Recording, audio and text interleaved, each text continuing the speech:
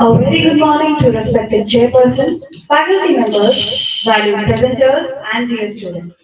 A warm welcome to the technical session third of two-day national seminar of Roadmap to Viksit Bharat at the rate 2047. Strategic insights in visualizing excellence in manufacturing sector. Organized by the Department of Management, Central University of Andhra Pradesh. It is indeed an honor to have esteemed chairpersons and distinguished participants with us today. To begin, may I request you all to join me in welcoming our session's chairpersons, Dr. Y. Keshavaredi and Professor R. Shivaram. Please take your seats.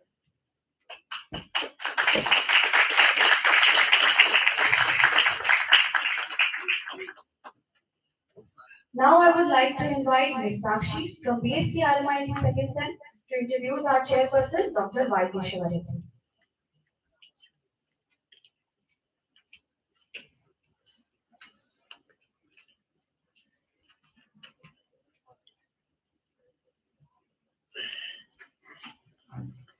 Hello everyone, a very good morning to you all.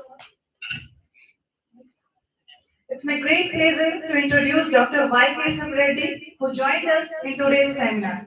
Dr. Kesam Reddy is a distinguished scholar in the field of economics and currently serves as an assistant professor and head in charge of Department of Economics in Central University of Andhra Pradesh.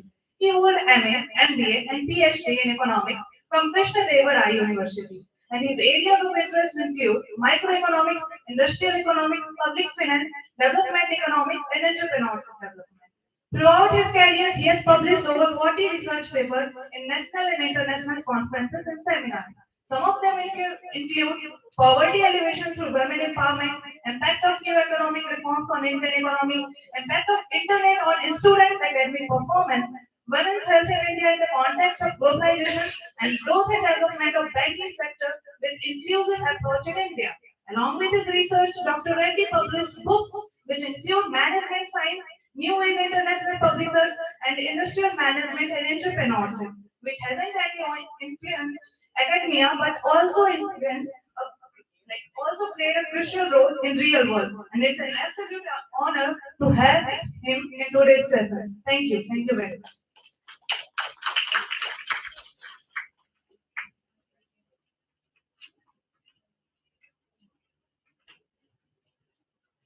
Thank you, Ms. Shakshi. Now I would like to invite Ms. Parimala from MBA Second Sem to introduce our chairperson, Professor R. Shivarangas.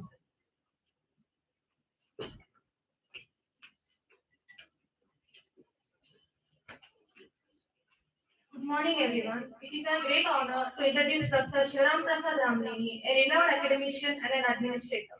With an illustrious career spanning over 3 decades, Professor Ramneni has left an indelible mark in the arena of education.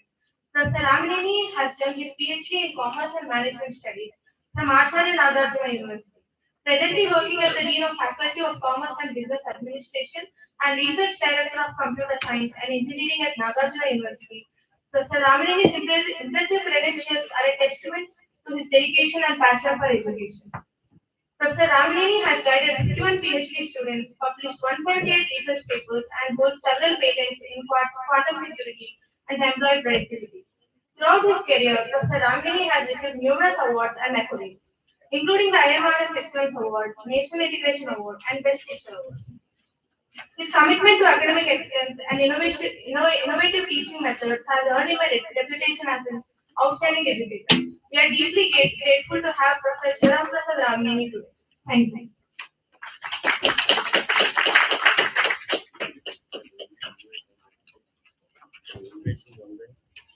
Thank you, Ms. Parimala. We are also privileged to have the following individuals contributing to the smooth conduct of this session. Faculty in charge, Dr. Manoja Patiala, and Rapporteur, Dr. Mochi Rajkumar. Let us extend our appreciation to them.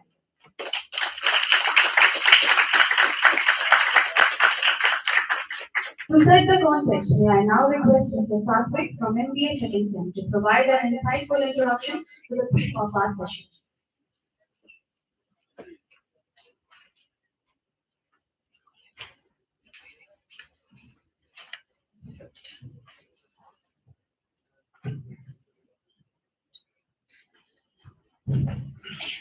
Good morning, everyone. So it's a privilege for me to introduce the third technical session, themes for the third technical session today, which focuses on two critical pillars of national development, people and knowledge. Our first theme, inclusive and holistic work environment. It emphasizes the need for workplaces that embrace diversity, foster well-being, and create opportunities for all. A truly progressive work environment goes behind profit making, it nurtures all these employees. It also values its mental health, promotes gender equality, and ensures their fair treatment for every individual. In a rapidly evolving job market, inclusivity and adaptability are the key to boost productivity and retaining talent. Our second theme for the day is quality education and skill development. It is the foundation upon which India's future rests. Education must not only impart knowledge but also equip individuals with the skills needed to, to thrive in this digital era. Whether it is vocational training, digital literacy, or industry aligned learning, skill development is a game changer and it is a bridge and the gap between education and employment.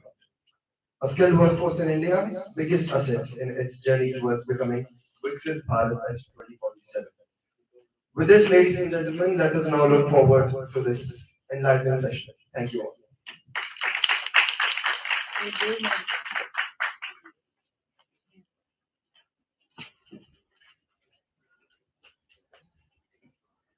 Thank you, Mr. Satvik. With that, I now humbly invite our chairpersons to preside over the session. The stage is yours.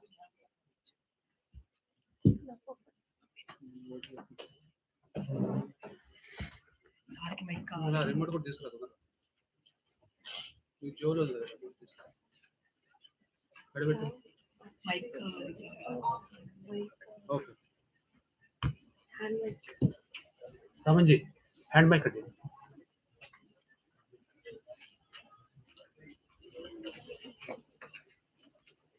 Respected Dr. Keshav Reddy garu, today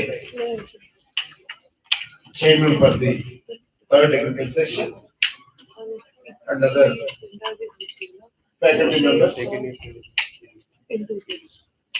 participants, my dear student friends.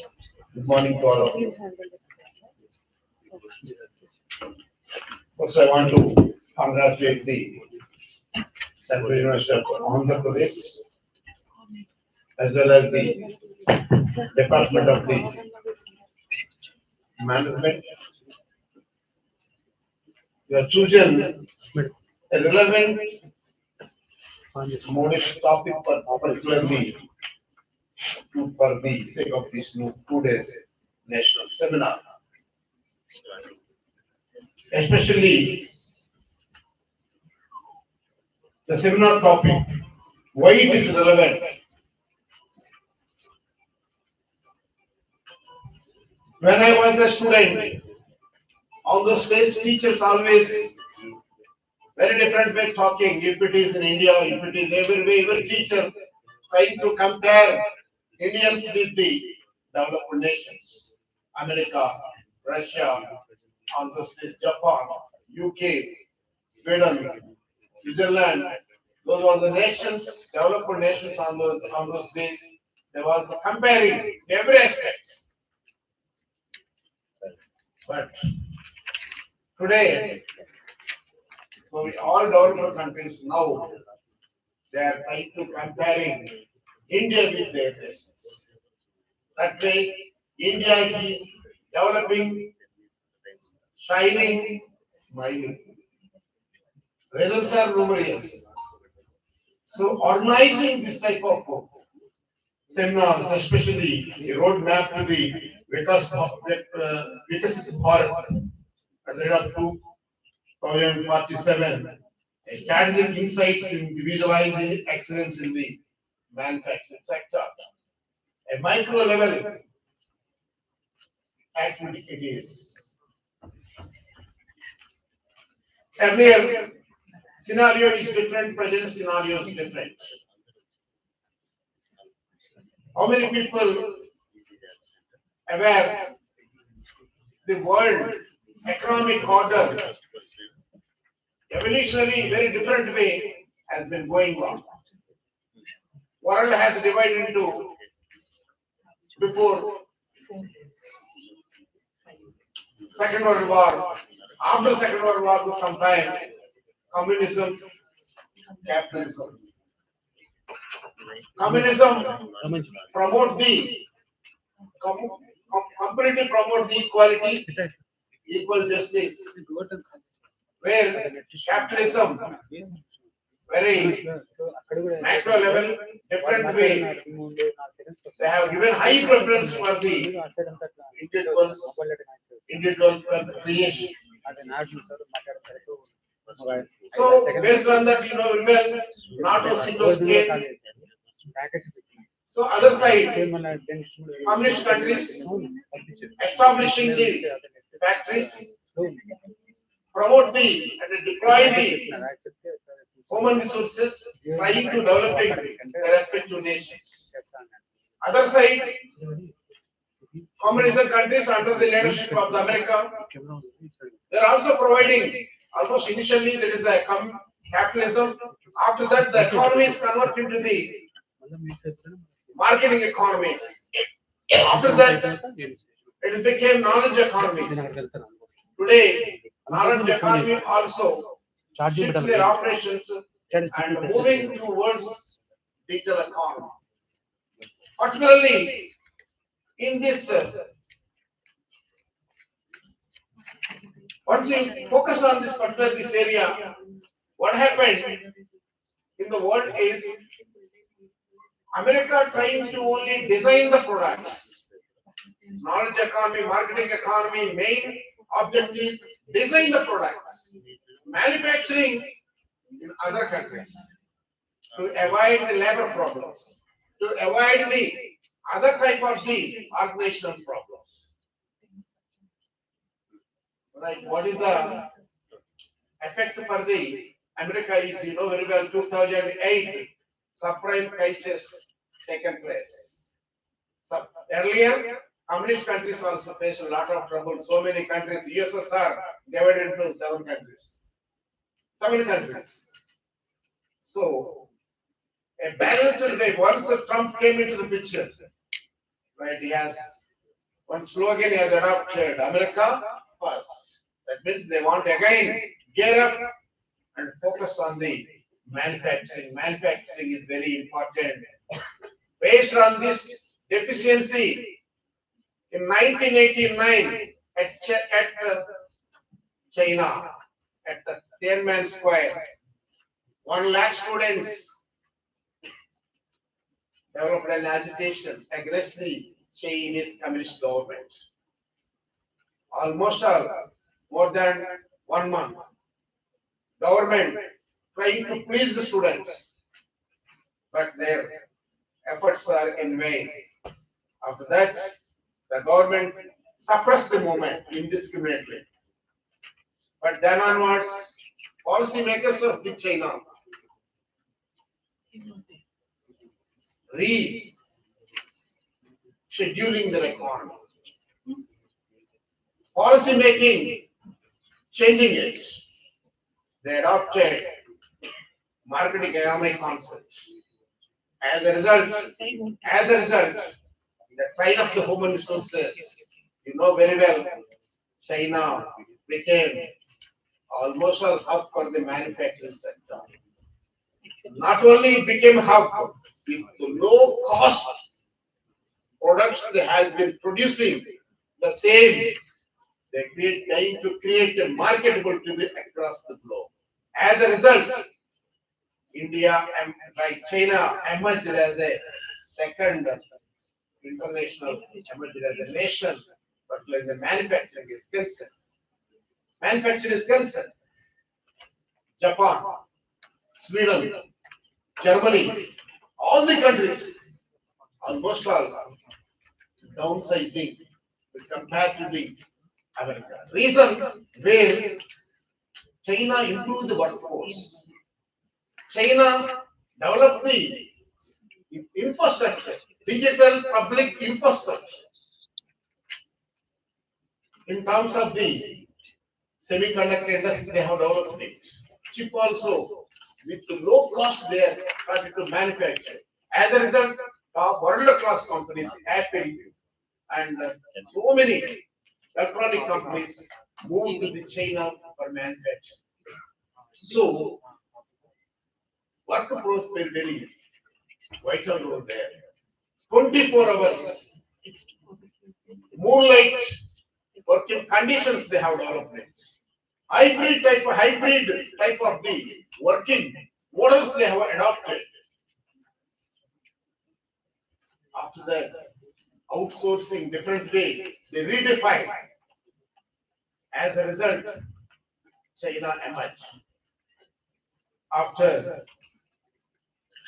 few years, our Honorable Minister Narendra Modi, once he became third time as the Prime Minister of India, Kera made a wonderful policy that is actually a roadmap to the biggest Bharat that there are 247. Today, India rose to the fifth level. India is the fifth largest economy in the world, beating the UK and Germany. But 2030, it's going to happen. India going to emerge as a third one. And according to our policymakers, right, in 2047, India going to emerge as the number one economy in the world, where young bright minds going to definitely play a pivotal role. Further, particularly accomplishing all the objectives as well as the our Koreas, choosing this type of the topics and arranging good discussions really appreciable at the world.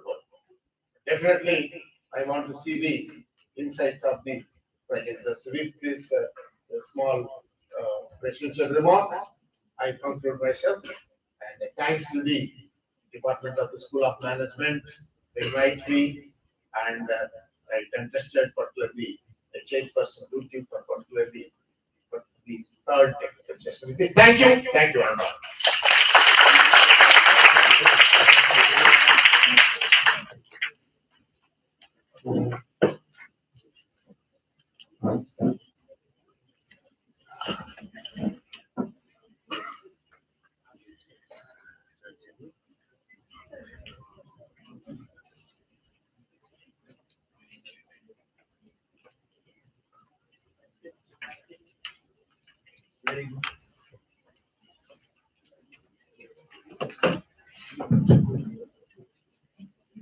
Very good morning to everyone.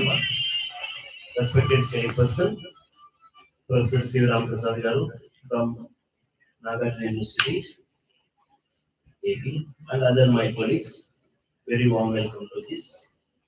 Actually, these are the two relevant themes for the project. That is inclusive and holistic environment. And another one, a debatable concept, quality education and skill development. These two are the very important towards Viksit Bharat 2047. As all of we know, in academics language, labor and capital. As per the management language, workforce. Workforce is one of the important wheel for a car. See, in view of that, without much delay, as per this session, there is a schedule of 12 papers. We have 7 minutes for presentation and another 3 minutes for questions and answers. Okay. Now first,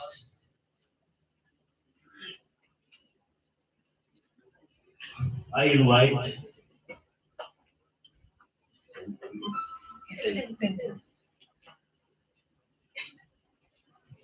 Sujana Garu from Department of Political Science. She is going to present on Atmanirbhar Bharat and the case of India's defense manufacturing sector, opportunities and challenges. Now,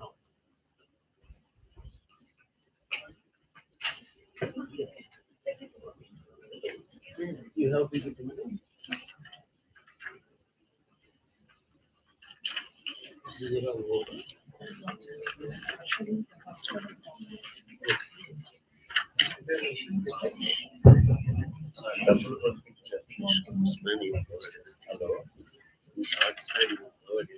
So, good morning everyone, distinguished chair, respected faculty, colleagues, and my dear students. Let me introduce myself and the topic I'm going to speak for a very few minutes. So, I'm K. Sujana and I'm working as assistant professor in the Department of Political Science, Sri Satyasai Institute of Higher Learning, the Women's Wing in Anantapur. And my topic for the session is Atmanirbhar Bharat, the case of India's defense manufacturing sector. What are the opportunities and challenges? So, coming from a political science background, it is imperative that we understand what is the nature of transformation happening in India's defense sector and what has been India's history from becoming a free nation to becoming an assertive nation. And if you want to talk in a commercial sense, India is a global competitive player, and in terms of defense, it's a strategic partner for many of the nations. And it has gained what is known as deterrence capacity. That means its military might can deter the other nations from attacking us. And the context that Viksit Bharat we are talking about it is very, very important that we do not miss out talking about India's defense sector for two particular reasons. The first, the defense sector is one of the mega sectors and it's a big player. And the second reason is that it's going to become a big manufacturing hub. It has already reached that milestone in terms of manufacturing and exports. So my paper focuses on what are the shifts in India's defense policy and what are the watershed moments, that means the really important moments in India's defense sector. So previously the Indian defense sector was completely owned by the government of India and everything managed by the Ministry of Defense. And there has been some amendments to this. For example, they have changed the defense acquisition procedure. And here, this amendment was carried out in 2020, and it deals with how they are going to make the purchases. Another significant shift is that instead of carrying on with an import substitution policy, India retained its import substitution only in ammunition because India needs a stockpile of weapons in case there is a threat. And in all the other aspects, India has gone forward to become an exporter. And how is this happening? So it's very strategic, and that's why they've used the word strategic partnership. So I have focused on three important aspects in my paper. One is modernization of India's uh, weapon systems. Second is indigenization. And the third one that I have focused on is what are the watershed moments. So, what do we find in modernization and indigenization? If we look back in the last 15 years, we can see that India's military might it has increased in many ways. For example, look at our warships that we have. In the recent uh, year only, we have the Indian Prime Minister has commissioned three warships, INS Trishul and the two others. Look at our UAVs, unmanned aerial vehicles. Look at our combat warfare. Look at our missile systems. They are so sophisticated, and India has reached that level of preparedness. So it is not only defense preparedness, Indian defense policy has come to be understood as defining what is our national security. So we are at that epochal moment where we have reached great levels of militarization and modernization. So, sorry, modernization in the, in the defense sector. These are the watershed moments. And India's export policy became very evident when we when we got our single largest export deal. We exported to Philippines the BrahMos missiles. So this is one of our single largest export deals. And if we see, there are numerous examples of strategic partnership which include you are offering TOT. What is TOT? Transfer of technologies. So you are inviting foreign investors to come and invest in India's defense sector. You are inviting private players into the otherwise government-owned sectors, and same you can find in the space sector. So this paper I have focused on what is India's defense policy and how it is aligned to Viksit Bharat. So a self-reliant India, and the perfect example for that is our defense sector. So there are several such examples. For example, in Uttar Pradesh and Vadodara, we have the largest defense manufacturing corridors which are set up there. And uh, India has shown that it is not only self-reliant India, but it has reached a position where it has had cooperation and not only cooperation in the fields of technology transfers, which it has with India, Japan, India, Italy, India and Egypt, India and UAE. You just name it, India has partnership with every nation in the world, and this is what is making the manufacturing sector very rightly situated. Towards the end of the paper, I have mentioned what are the challenges.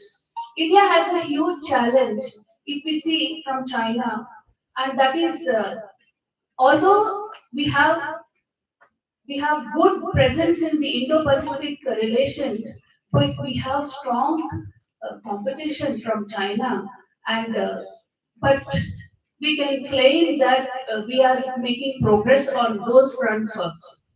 So all in all, I want to sum up and say that there have been some watershed moments in Indian defense policy, and the modernization and the indigenization, the the strategic partnership and the TOP. These are the key aspects of India's defense policy. This is very important for another reason before I conclude. Because look at India's stature when it got independence in 1947 and during the regime of Srimati Indira Gandhi, India was literally snubbed by the US leadership. From those years, going on to not signing the non-proliferation treaty and not budging to the belligerent behavior of the Western world, India has now been in such a position that it has the capacity to influence the consensus in the world politics. So I would like to thank the chair, the management team, and my dean and my guide, Professor Sheila Madam, for their kind support in helping me come and present this paper. And I would also like to thank all of you for your patient listening. Thank you, everyone. Madam, stay there. You may stay there.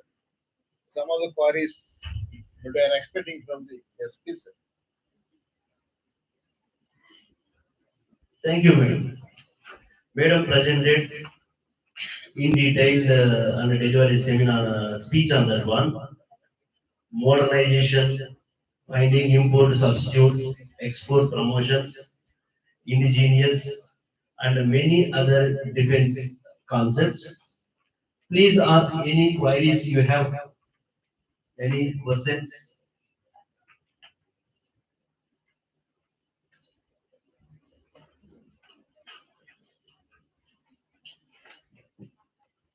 No question. No Yes, questions. raise the questions. Under the Atmanirbhar program. Then only the knowledge will be Government of India. exchangeable, otherwise no. One side will not give the fruitful results. This indicates the active participation. How many of you noting the points, entire the thing? This we are expecting from you. No more questions? Yes, please. Hey, I will take them. Ma'am, it was very good presentation. So I have one question regarding this. Increasing the arms and ammunitions in India. We are going road ahead to 2047. Now still we have with us warships out there, as you said. So we should not increase these nuclear things, these ammunitions, because we are expecting world peace. Even we are getting into that peace, and we are not encouraging the people, all the countries, not to have these all things. Yes. So, as a roadmap to Viksit Bharat, what you suggest that to increase the warship and ammunitions or the global peace? Because it's a challenging.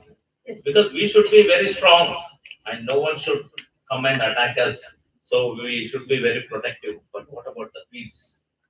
We should not have more the ammunitions. this regard, just I want to have a clarification because it's not a question, it's a clarification. Thank you. So can I respond? Yes, please. That purpose we requesting. So, thank you, sir, for your question. In fact, when we teach in class also, this question comes up.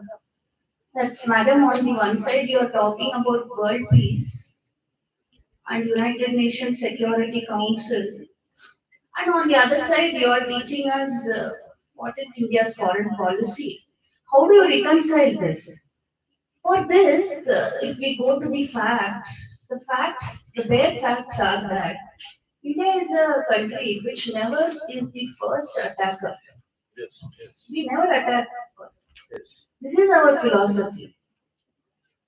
And the second thing is, if you are heading the government, your primary duty is to protect your people, and there is nothing you can negotiate. So, in that aspect, military preparedness is essential. Otherwise, people will lose trust in the government.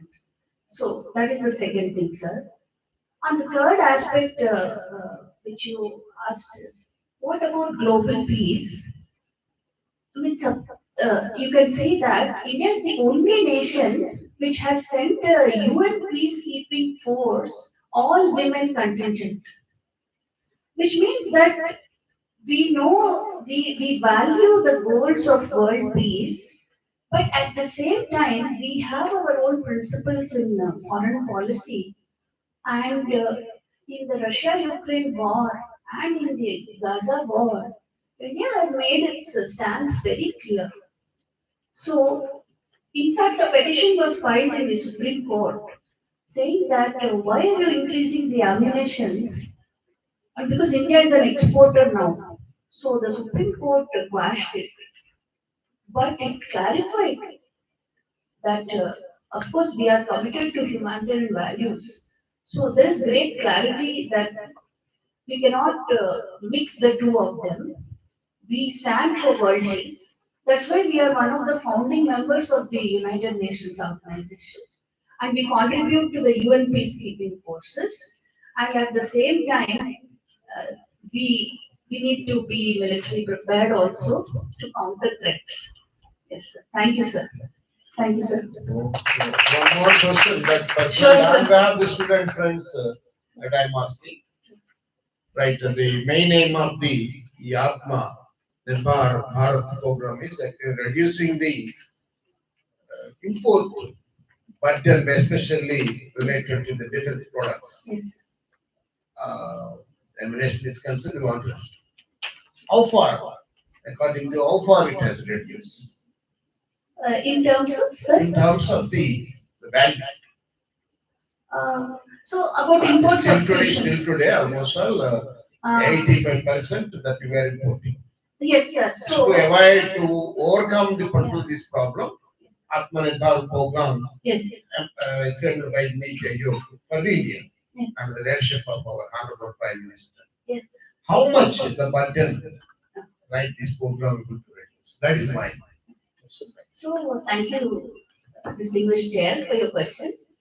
So here, when we went for the amendment procedure in the defense acquisition, the roadmap is from 2020 to 2047, and we are in our initial stages, and we have Indian government has taken a decision that on certain components, see, in the aspect of TOT, transfer of technologies, we will retain. That means our defense cooperation will give us an edge in gaining. Supposing the technology has developed in Japan, and now India cannot lose track of the time.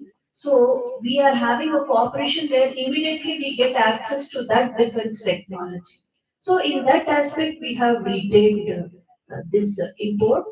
And in the case of ammunitions, actually here the reason lies why we did not think of becoming a manufacturing and exporting sector prior to this. Why?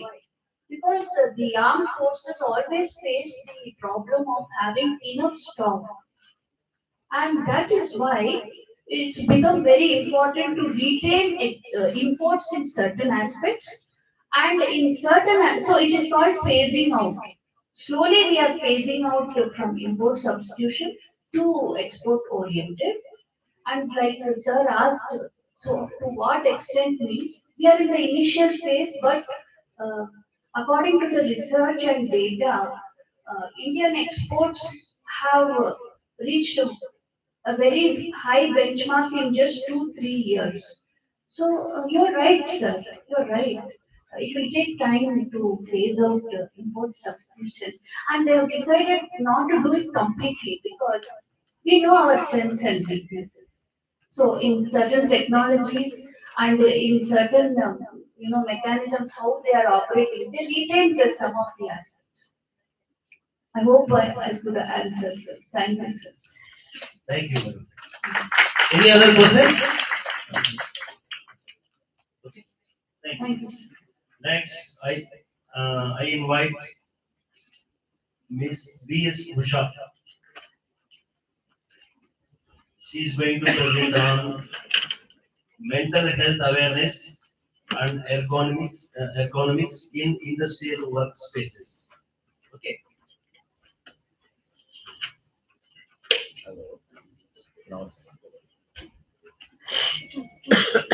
Open your pads, have a notebook, note it down, then you have to ask the question. How many of you want to have a book? Have a paper? Go and get some papers. Give it to everyone.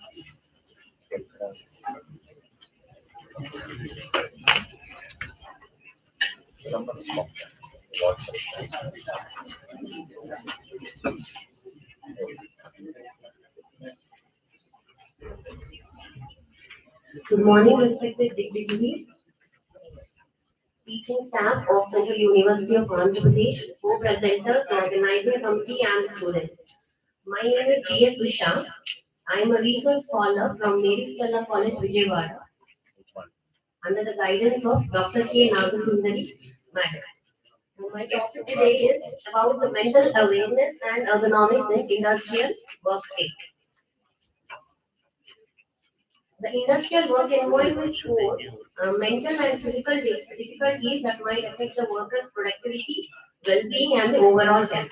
So this research examines the relationship between ergonomics and mental health awareness in industrial setting, highlighting the significance of physical comfort and psychological well-being. So industrial workspaces are factories, manufacturing sectors, and warehouses where the employees are they they suffer a lot of physical discomfort because of the strenuous work. And mental health awareness is the most neglected thing and is not discussed at all. It includes mental health awareness includes opening conversations and engaging with the community for individuals and collective well-being. The month of May is considered as the month of mental health awareness month, and it has been um, celebrated in the United States since 1949. So the main aspect is we have to speak out and let the people know if we are suffering because it is not seen. It is not like a physical injury that can be seen. So mental health always has to be spoken out, discussed, and put in an open conversation for the people to know. And ergonomics. It is the science of designing and arranging things people use to ensure effective and safe interaction. Ergonomics, in a simple words, it means fitting a job to a person. That is, to lessen the muscle fatigue and to increase the productivity and decrease the work-related musculoskeletal disorders. The best example for ergonomics is the chairs that we use when we are working on the desktops or laptops, because sitting in uncomfortable positions for long hours, it causes strain and fatigue on the neck and the back, and the person cannot concentrate on the work. And we have seen recently the software engineers facing carpal tunnel syndrome, that is issue in the wrist bone because of the continuous usage of the mouse. So ergonomics in that way should be encouraged properly for in the industrial sector so that the People who work will be facing less physical strain and there will be increased productivity.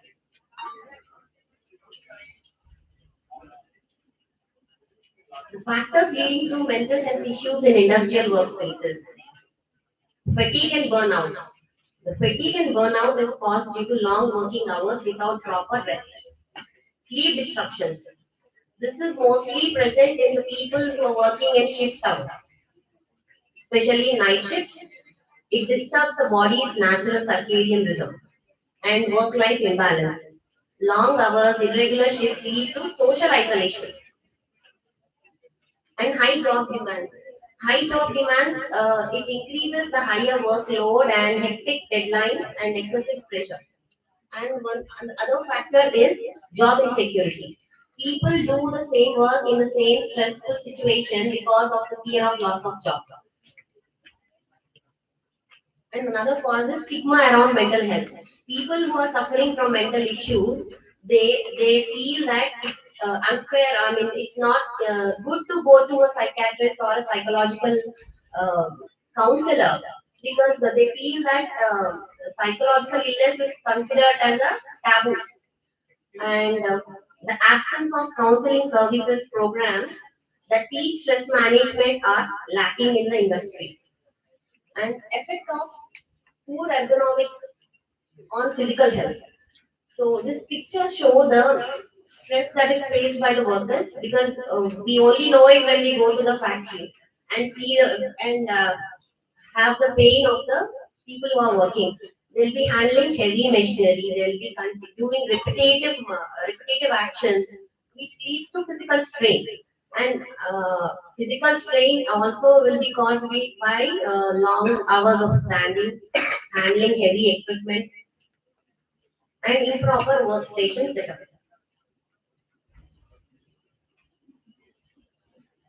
So this slide shows the use of proper ergonomics in industrial workspace and how it increases the productivity. The first slide shows the picture where the person is standing in a proper positioning where he is able to write and write because of the correct positioning of the table because it reduces the strain on the back and the neck as it's shown in the figure. The second picture is in the automotive industry where the person is supposed to stand for long hours fixing the engines. And the third one, it is in the warehouse, handling heavy machinery with the help of easy, simple ergonomic devices, people can ease the work. And in the last slide also, it shows in the packaging industry, the help of ergonomics, the correctly set table.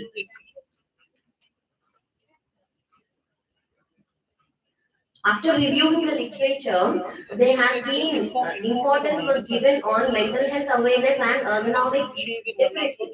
So there is a gap between the importance of mental health awareness and ergonomics on the combined effects of these. So there is a gap in understanding the combining effects of the ergonomic practices and mental health in the industrial setting.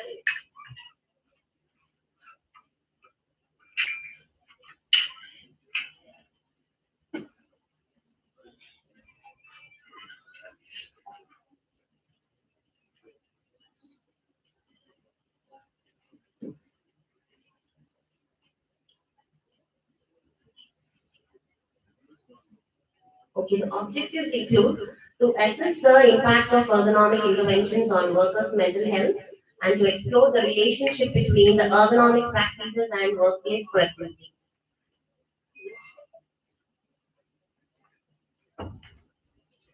The future prospects include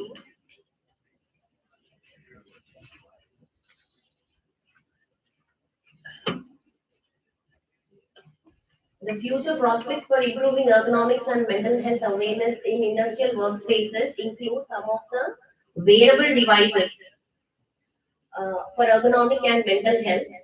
That includes smart watches which monitor the heart rate and the stress level. We can know that if the heart rate is high, we can understand that the stress level is more, and we can go for a short break and then come back to work. and AI and machine learning in ergonomics. So making the ergonomic equipment fit to the person will be done by AI and machine learning in the future. And mental health ergonomics in labor laws. This has to be included in the future labor laws so that it will be easy for the employees working in the manufacturing sector. Also, increased access to psychological support. As said earlier, psychological support is always not concentrated more. Only the physical health is always given attention. The psychological issues like stress, anxiety, depression have to be spoken out, and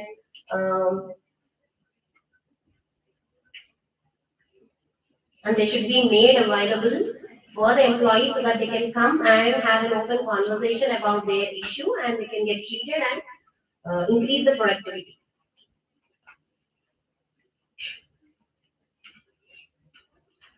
So I would like to conclude it by saying that the productivity can be increased by having mental health awareness and ergonomics together in the industrial sector, which increases the overall productivity and job satisfaction and safety of the employees.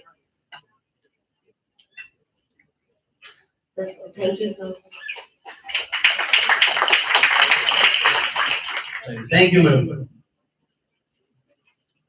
Madam presented on the importance of working infrastructure, on employee productivity, and the need of the hour towards Viksit Bharat 2047. Any more questions or doubts, Ms. Paul?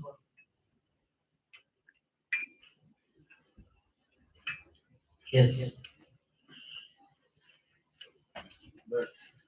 But the students are maintaining very tightly.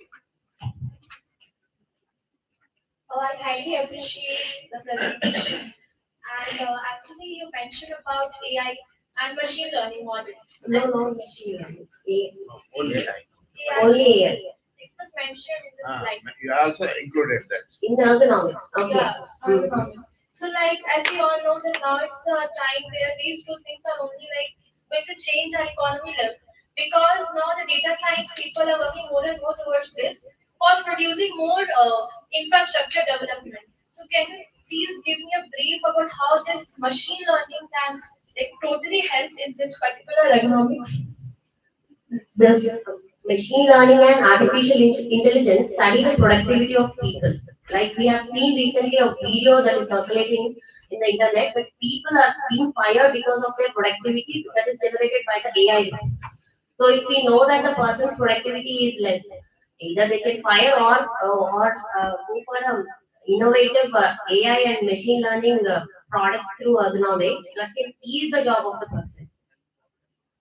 These are used, these should be, this is the future prospect, not the one which is currently present.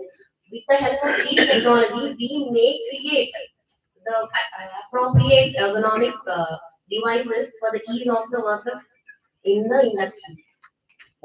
It's not in use already. Added some information. AI, machine learning, and third one is deep learning. Deep learning. So the machine is started to study it. Right, based on the AI application. Right. Further development purpose. Like deep text, deep learning, deep text.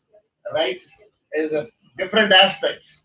It is studied on behalf of the what individual, on behalf of workforce. Right? Intelligent agents work together. Right? Intelligent agents. Right? Intelligent agents, right, completely provide, retrieve the data from the different corners. Based on that, giving wonderful insights. Yes, so like before, like I train the Yes. model into the Now this particular. deep tech. She didn't mention deep tech is also going to incorporate deep tech technology. It's based on the deep learning. Deep learning. Yes. Many engineers are Yes. working. Yes. Thank you. Any Questions, student friends, please write. Very good topic. Future workforce with this.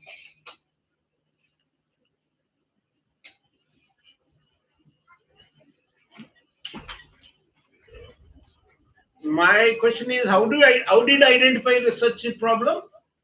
Literature is concerned. What methods that we have adopted? Pardon, sir. Research? Whatever the topic that you have selected for Yes. particular research, Yes. right? How did I identify the research problem?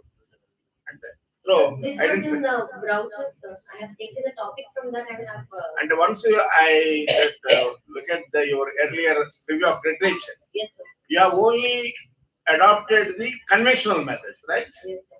But what is my question is, what digital methods that you have adopted? So many digital methods are there Yes, sir. for identify the research gap, a research problem, as well as research problem. What digital methods that you adapted?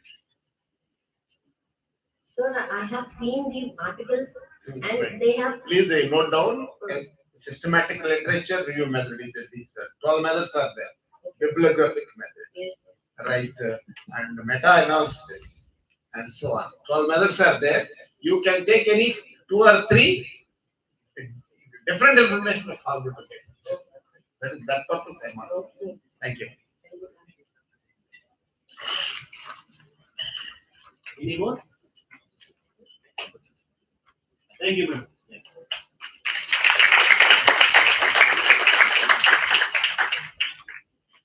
Your presence is not only for claps. I am telling again, again. Note it down. Open your mouth. Open your mouth. Your generation, a golden spoon generation. You are born with golden spoons. Information can be compared to all of us. Right? Please open your mouth. We incorporated one thing. Letter pad is there. That is one of the things we applied to have a comfortability for a student to note the things. Okay. Next, I invite Sabuj Das and A. Tiwari to present a paper on the effects of self-esteem and introversion on entrepreneurial behavior in young students.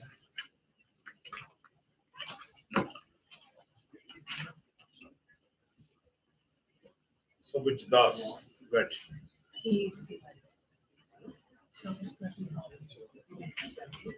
What?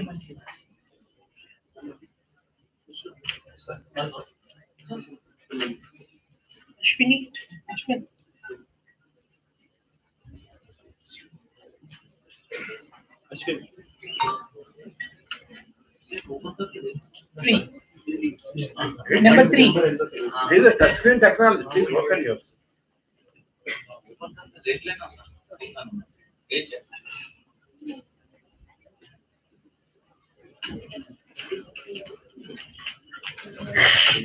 So good morning everyone present over here. I am Anshuman Tiwari, the co-author of this research, and Sabus Das, the corresponding author of this research, who is not present over here due to some unavoidable reason. So behalf of him, I am presenting this paper. I am from Department of Psychology from Central University of Andhra Pradesh. So my topic of my research is the effect of self-esteem and introversion on the entrepreneurial behavior in a young student.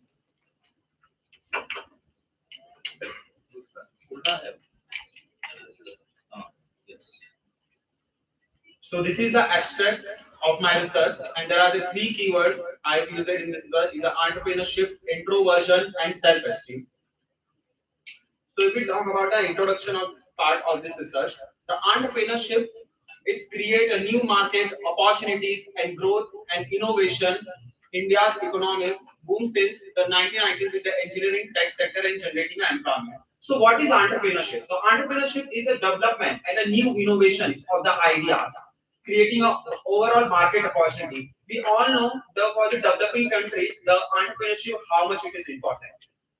And entrepreneurship, there is some theories that written by the Abraham Maslow and Nathan Braden theory suggests the high self-esteem boosts the entrepreneurship success. The people who are in high self-esteem, they have self-confidence inside, self-worth and value there, they can help themselves to become a successful entrepreneur. We all know how the self-esteem impact the overall development of a person's personality. There is another theory of also there, which the personality trait theory, the 5-factor model, which helps to understand the personality trait, the impacting the entrepreneurial behavior. We all know that the entrepreneur is not all about the how you are developing the businesses and creating new ideas and opportunities. It is all about the what kind of personality traits are there which impact our as a whole of as an entrepreneur. So there are the five kind of personality traits are there: extraversion, agreeableness, conscientiousness, neuroticism, and openness. So extraversion is what? The extraversion, the people who extraverted, like kind of interact with the people, take ideas from them, and take their perspectives, which helps them to build their own marketing strategies and innovations and ideas. Another is the agreeableness. As a successful entrepreneur, it is very important to cooperate with the people, cooperate with each other, and take their ideas and perspectives to develop their entrepreneurship. Another is a conscientiousness. The conscientiousness is a kind of personality trait where it's the people are self-regulated, self-disciplined, and overall we can say in simple manner it's a perfectionist. And as an entrepreneur, it is one of the important traits which influence the overall our entrepreneurship.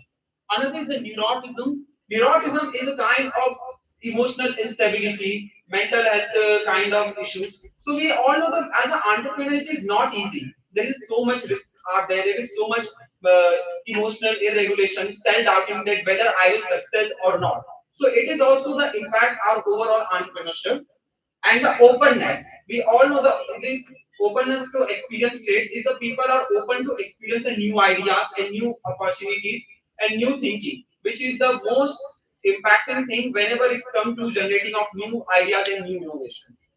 The factors like introversion, self-esteem, background, and gender influence the entrepreneurial behavior.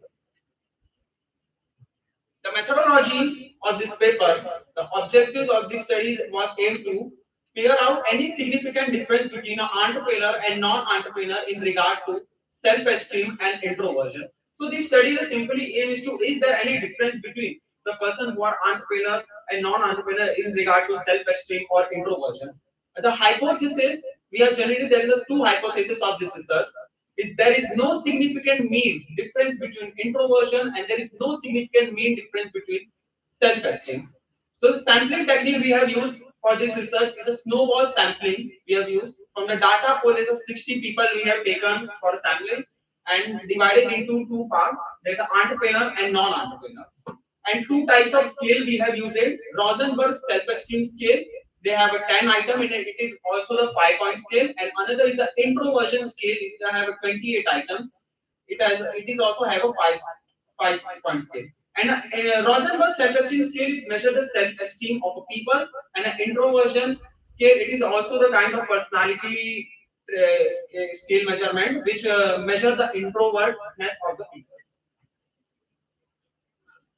The statistical analysis. The statistical analysis we are utilizing for this research is the Jamovic 4.1 version for data analysis and the decision criteria for the testing a null hypothesis guided by the descriptive and inferential analysis we did for this research. The Saprobit test computed to determine the data of normality, that whether the data is normally distributed or not. The regular data disseminated post-testing identified a significant difference between an entrepreneur and non-entrepreneur based on mean, standard deviation, and student t-test data. The results, you can see the screen. There's the result are the descriptive statistics and the psychometric test are between entrepreneur and non-entrepreneur. The data you can see the normally that are distributed in that Rosenberg self-esteem scale and the introversion. The table 2, the descriptive statistics, mean and standard deviation, and inferential statistics, student t-test concerning the mental health status, self-esteem, introversion between an entrepreneur and non-entrepreneur. So there is the mean for that introversion for the entrepreneur is a 31.0 and the non-entrepreneur is a 31.3 and the self-esteem 16.8 for me and for non-entrepreneur is a 17.0. So the evidence about the table two you can see that there is no significant mean difference between an entrepreneur and non-entrepreneur to on a mental health status of self-esteem. The hypothesis 1 and 2 the both are not accepted. The discussion part is there. The entrepreneur versus non-entrepreneur self-esteem and introversion, and there is a no significant difference are founded in in entrepreneur and non-entrepreneur. Means there is a no kind of difference. They both have a high on self-esteem and introversion. So the entrepreneur and non-entrepreneur, if talk about regard to introversion, the entrepreneur tend to be more introverted due to their work involved focus and concentration, independent decision making. As we all know, the entrepreneur is not just we have to do normal. It's a work of concentration. And due to that concentration tendency, the people might be get introverted to themselves because if we see that outside how we can develop and generate a new innovations and ideas. And there's a no significant difference in self-esteem between an entrepreneur and non-entrepreneur, suggests a similar confidence and self-worth level. And non-entrepreneur tend to be more introverted due to social dynamic and social, environmental influence and some personality qualities. The donor trait activation theory suggests that a dominant personality often act in a way that consistent and tendency to attribute. That is the one kind of dominant personality is there in an ideal people, which which that dominant personality, the people the behave in same way in some certain and different conditions also. An introvert may feel less suited to entrepreneur pursuit due to the low level of this attribute. The entrepreneur and non-entrepreneur, if regard to talk of self-esteem, the reason behind the higher self-esteem in a non-entrepreneur could be due to factors such as job security and stability. We all know that it is self-esteem. It is not all about the people who are in high self-esteem. They only involve in such a kind of entrepreneurial behavior. The people who are satisfied with their life, they have stability in their working environment, every kind of. They also feel the self-esteem heightened, and also there is a stability, security, adherence to social standard are some of the reason why the non-entrepreneur have a higher self-esteem. So this is the main reason that why the non-entrepreneur have a high in self-esteem.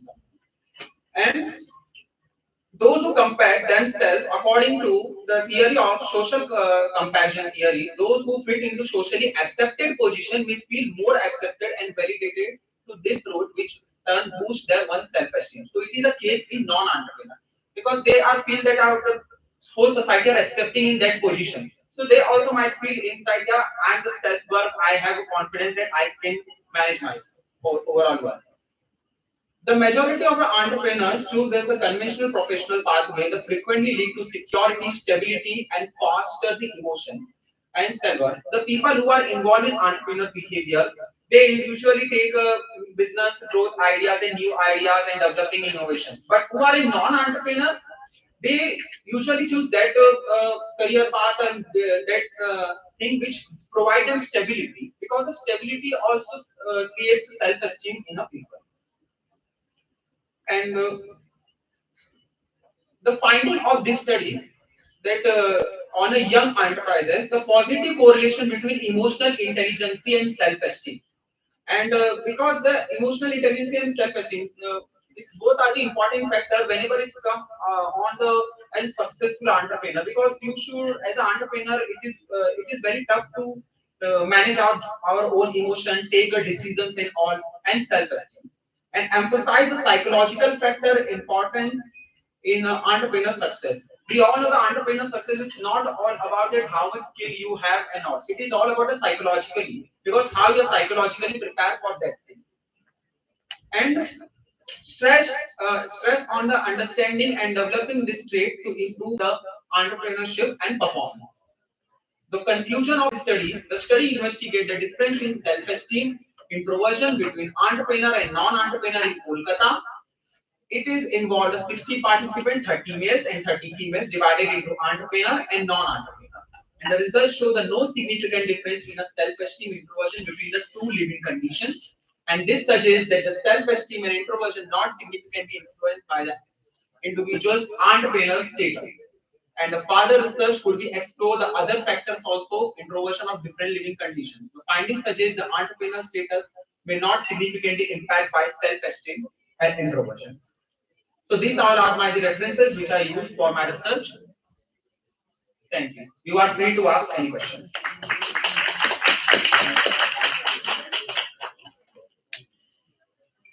Any questions?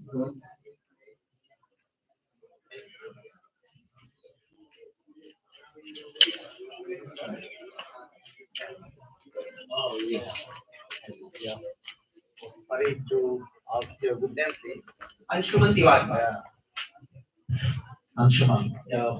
It was a nice presentation. Thank you. And I'm also from the entrepreneurship background at faculty.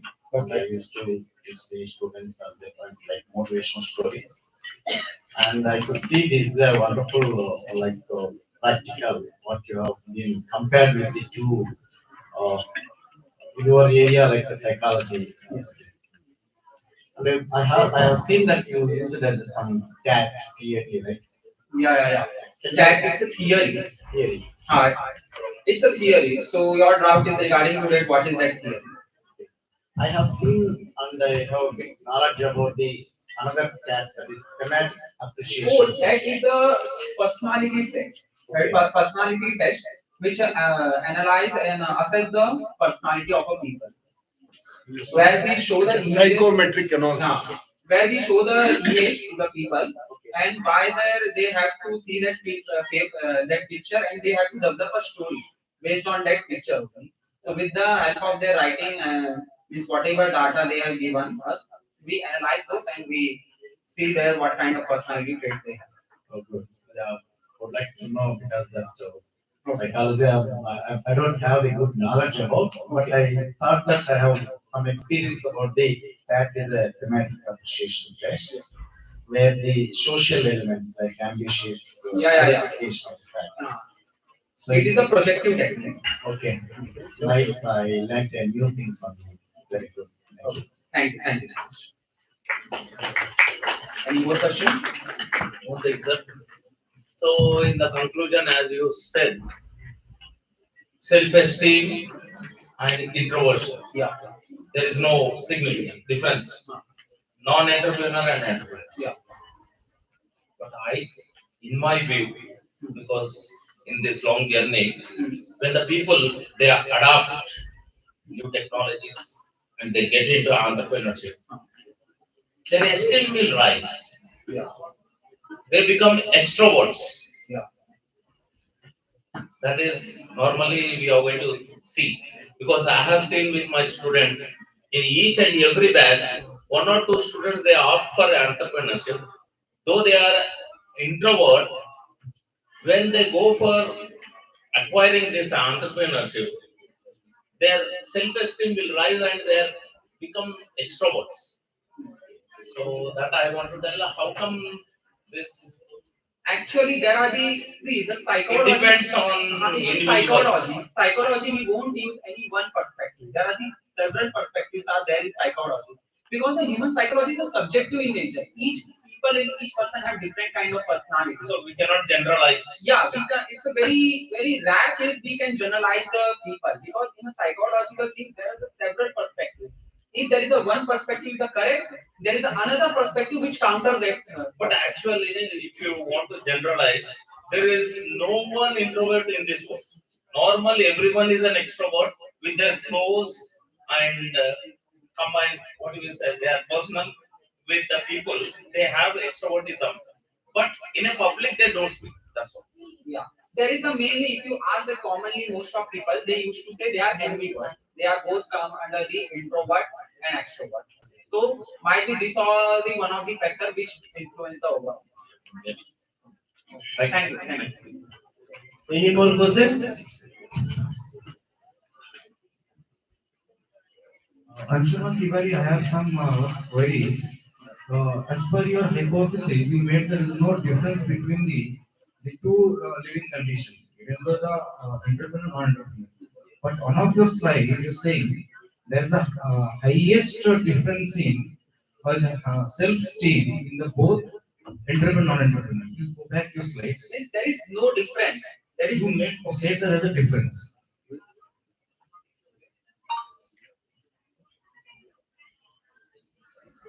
Go back. Yeah, just correctly. The reason behind the highest self-esteem in the non-entrepreneur could be due to the factor as a job security and stability. I think sometimes there is a need to be clarity. Please You can. The reason behind the higher self-esteem in non-entrepreneur, If there is no significance and why there is a higher self-esteem. This is higher self-esteem is the both have a higher self-esteem. No, because non-entrepreneur also have a higher self-esteem. paper messenger with you know a review type of they have got So a that's I want to clarity. Actually, Based on the that paper hypothesis. has that result. So actually, the thing is that now the non-entrepreneur also have a higher self-esteem, and the entrepreneur also having both are in a high self-esteem. Why the entrepreneur have a high self-esteem?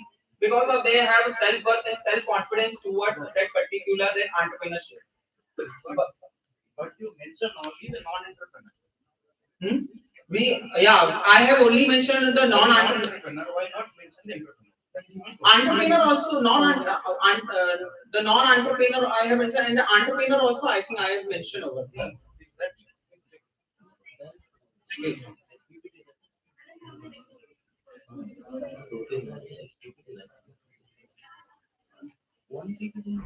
Yeah, see,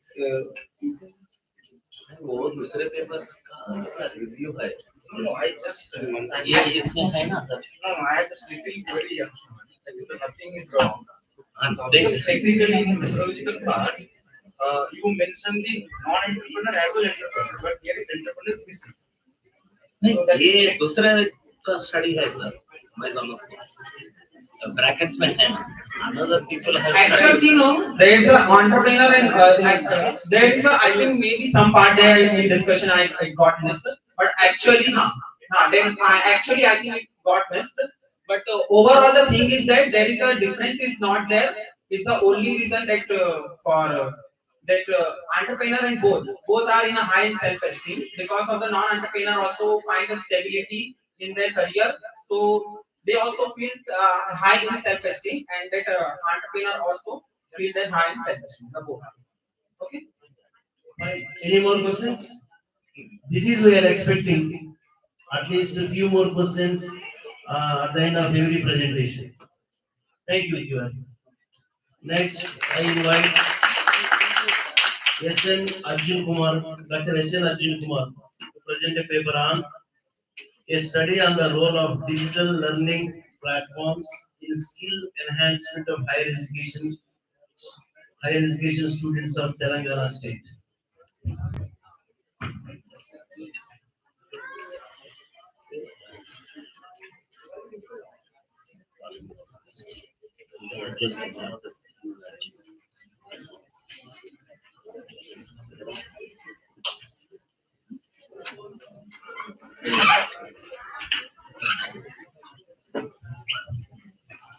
Good afternoon, Chairperson. Good afternoon, faculty members and student friends. So, the title goes on role of digital learning platforms in skill enhancement of higher education students. So, we have made a small study regarding this in our area. So, I want to relate that and extend to the India and Vikasit Bharat road ahead.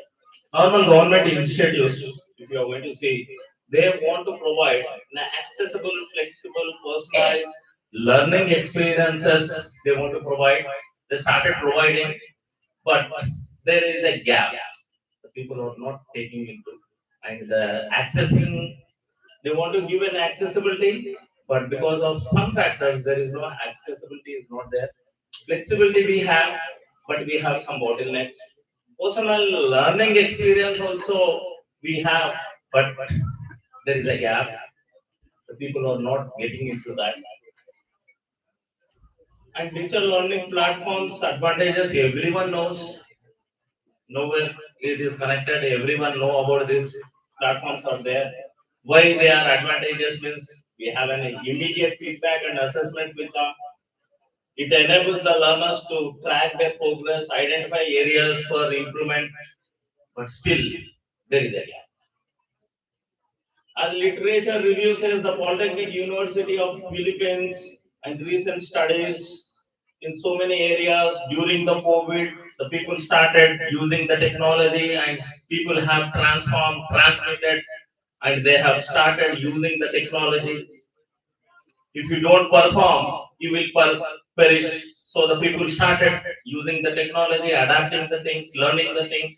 New learnings have started, reskilling, upskilling. The people started getting adapted and they are moving. So mainly objectives, what I thought of means to analyze the effectiveness of digital learning platforms in enhancing technical communication and critical thinking skills among higher education students, because the next ahead, road ahead, the success ahead is yours. So they need to have some skilling in these areas and to examine the role of digital learning platforms in improving student engagement, because the first they have to get engaged. Like these seminars, it's a good opportunity to have an engagement, because every time we'll be sitting with our mobiles, even still now also we are sitting with mobiles only, no matter in this era also, because it's an offline session. Why we need a mobile? If it is an online session, we would have used the mobiles. But still, now at the last or in the middle, someone giving their mobile as if something is going on. Just they are going to view the technologies. If you don't mind, we are stopping ourselves for getting adaptedness. Now I want to show a demo right. If you don't mind, please cooperate with me. Raise your left hand, all of you. Left. Take the right hand. Then start pushing this. Who is the winner? Push. No. See, we are stopping our own hand. I said to push. You can push like this. You cannot do that. We stop ourselves from learning. We can do that. But it is we want to not to go for, because our interests are different and our interest doesn't match our education. Education is what you call objectives doesn't match theirs. Then how we are going to achieve these objectives? Road ahead. So the country has made significant strides in digital learning, especially in higher education. Government has invested heavily in digital infrastructure, including laying of optical fiber cables and the establishment of digital learning centers, digital learning initiatives. They have started ICT-based initiatives, online learning platform. University in Telangana have adopted digital learning. LMS system is there. Digital libraries are there. The statistics says 10 lakh students have benefited from digital services, include online certificates, other education certificates, 22 services to the students through digital form. But still, we have challenges and opportunities still exist. Digital divide is there, technical difficulties is there. Overall, some type of platforms on the board we have. These are the things everyone knows about this, but only few they would have registered in this, they would have gone. Yesterday, Rajshekhar sir was talking about the learning, different learning. If you are BCom, you can learn chemistry. That things we cannot do in the traditional education system.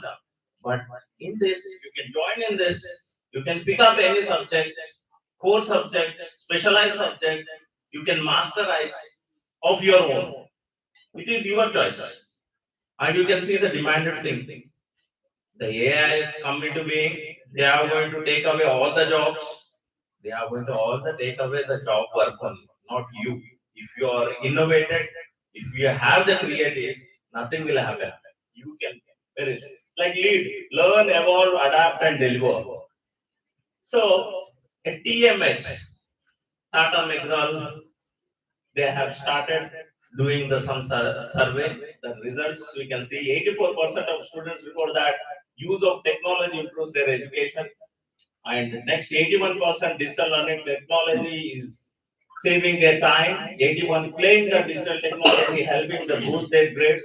89% digital learning tech should respond and adapt the unique way of learning. 69 adaptive techniques help them to get new information.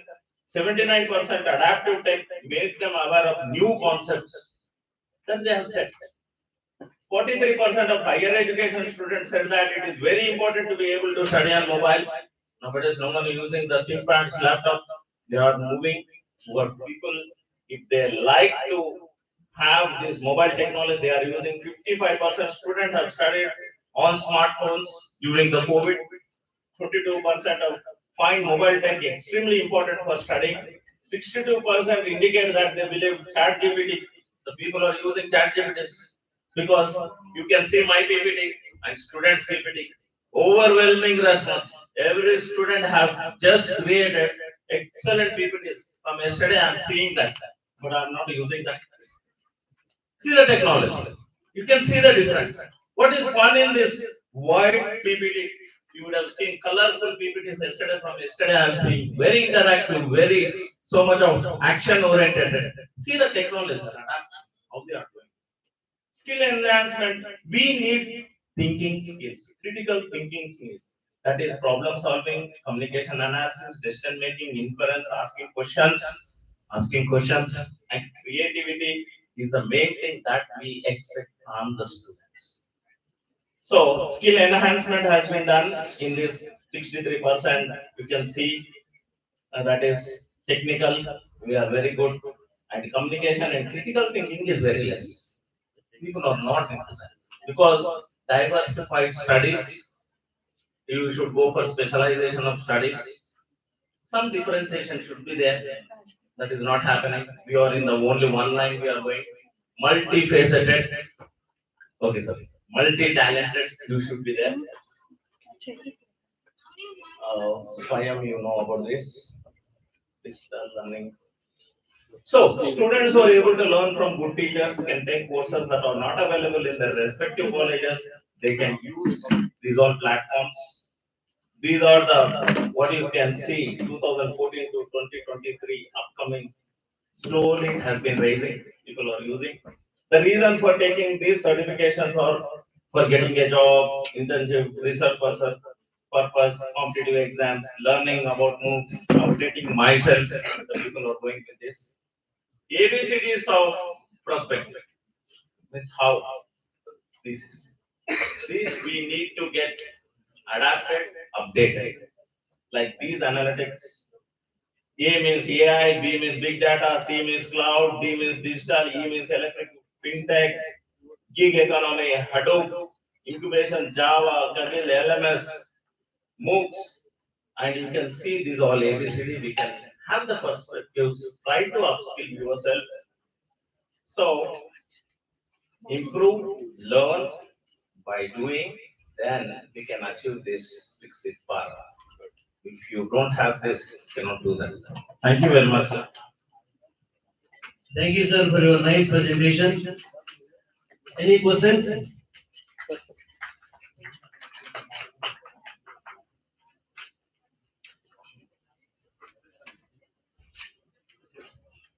Okay, sir.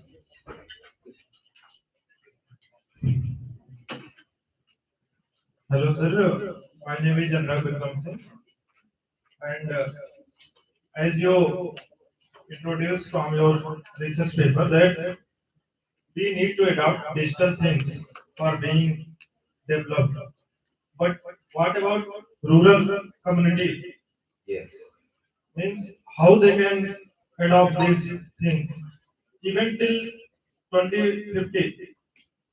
I personally not say that they are able to adopt. Yes, sir. Because I hail from rural university. The biggest challenge is ruralism, we are thinking. So in next 2047, this rural will not be rural. So they are going to upgrade the villages. While upgradation, this technology connectivity also increase. You would have seen last 10 years, we have increased the coverage of cell phones. Earlier, the cell phones network was not there. Nowadays, we can see the network. Next, we are going to slowly start this optical fiber system getting into the rural areas. But sir, even if they are started to use digital things, but they are not using it for their upskilling. Their consequences is going in negative terms. Even in social. So migration is there. People are getting migrated from semi-urban, urban. They are moving. Few people are at the rural, and we concentrate more on rural building, skill building technology that we are getting into that. and we have pooling of resources to improve the rural education. So there are the things. So we are setting up the rural universities, rural colleges. Education system is still improving, and they want to stop this migration, seasonal migration. So for that reason, they are upgrading these areas, rural areas. So a road ahead to this Vikasit Bharat. First, as Mahatma Gandhi said, we live at villages. If you want to know anything, we have to see the villages. So now upgradation is going to be start. Really, as you said, we are waiting for that. So that should not be the hitch. Really, I say we have the placement, sir. If I don't, I am a placement officer. Only few companies will come down to our rural university for the placements, and we could achieve 100% of placements because these rural students they don't migrate or the attrition levels are very low. 35 students have joined in a HDFC bank and they are assistant managers. Only one student, because of health issues, he has been dropped. All others, 34 people are at the branches. Next, they will be the branch managers. What the feedback from HDFC Bank is only one. Sir, your students from rural areas, they are very good at continuing their work, but in urban areas, we have more attrition levels. The retention of employees HR should not think of these students because they are first generation and they are very confident in making that career successful. So we hope for the best. Really, you said rural is a hit. Challenges are there. We think that Vikasit Bharat road ahead may make innovate the rural areas. Thank you. Little bit add, you for your question. Right. The very major drawback for the India is digital population first stage. Right? Technology only provides solution. Right? But Elon Musk, why that you want to come to the India? Right? Mobile phones. Yes, sir, rightly said. Earlier, the spectrum is a problem, signaling is a problem. Bandwidth now abnormal improving. Right? In road lights also now getting signals. Nice. So, Elon Musk product, mobile phones, are going to work without chip, without signals, directly satellites. Similar way, charging also, without power, right? Solar energy, automation, so these are the solutions. Products will come later. Wi-Fi will go off, Li-Fi will come, light fidelity.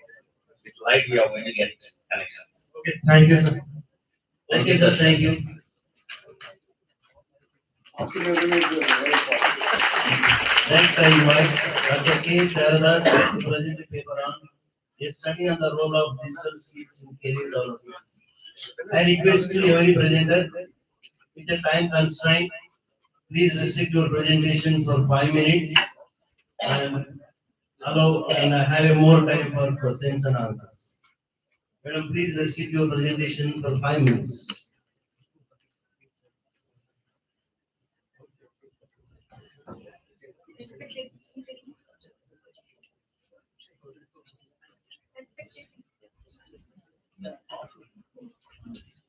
Respected dignitaries, faculty members, invitees, presentees, and my dear students, good afternoon to everyone. I would like to introduce myself. I'm Dr. K. Sharada, working as Assistant Professor in SSPN Degree College, Anantapur. Now, I would like to present my presentation, a study on role of digital skills in career development.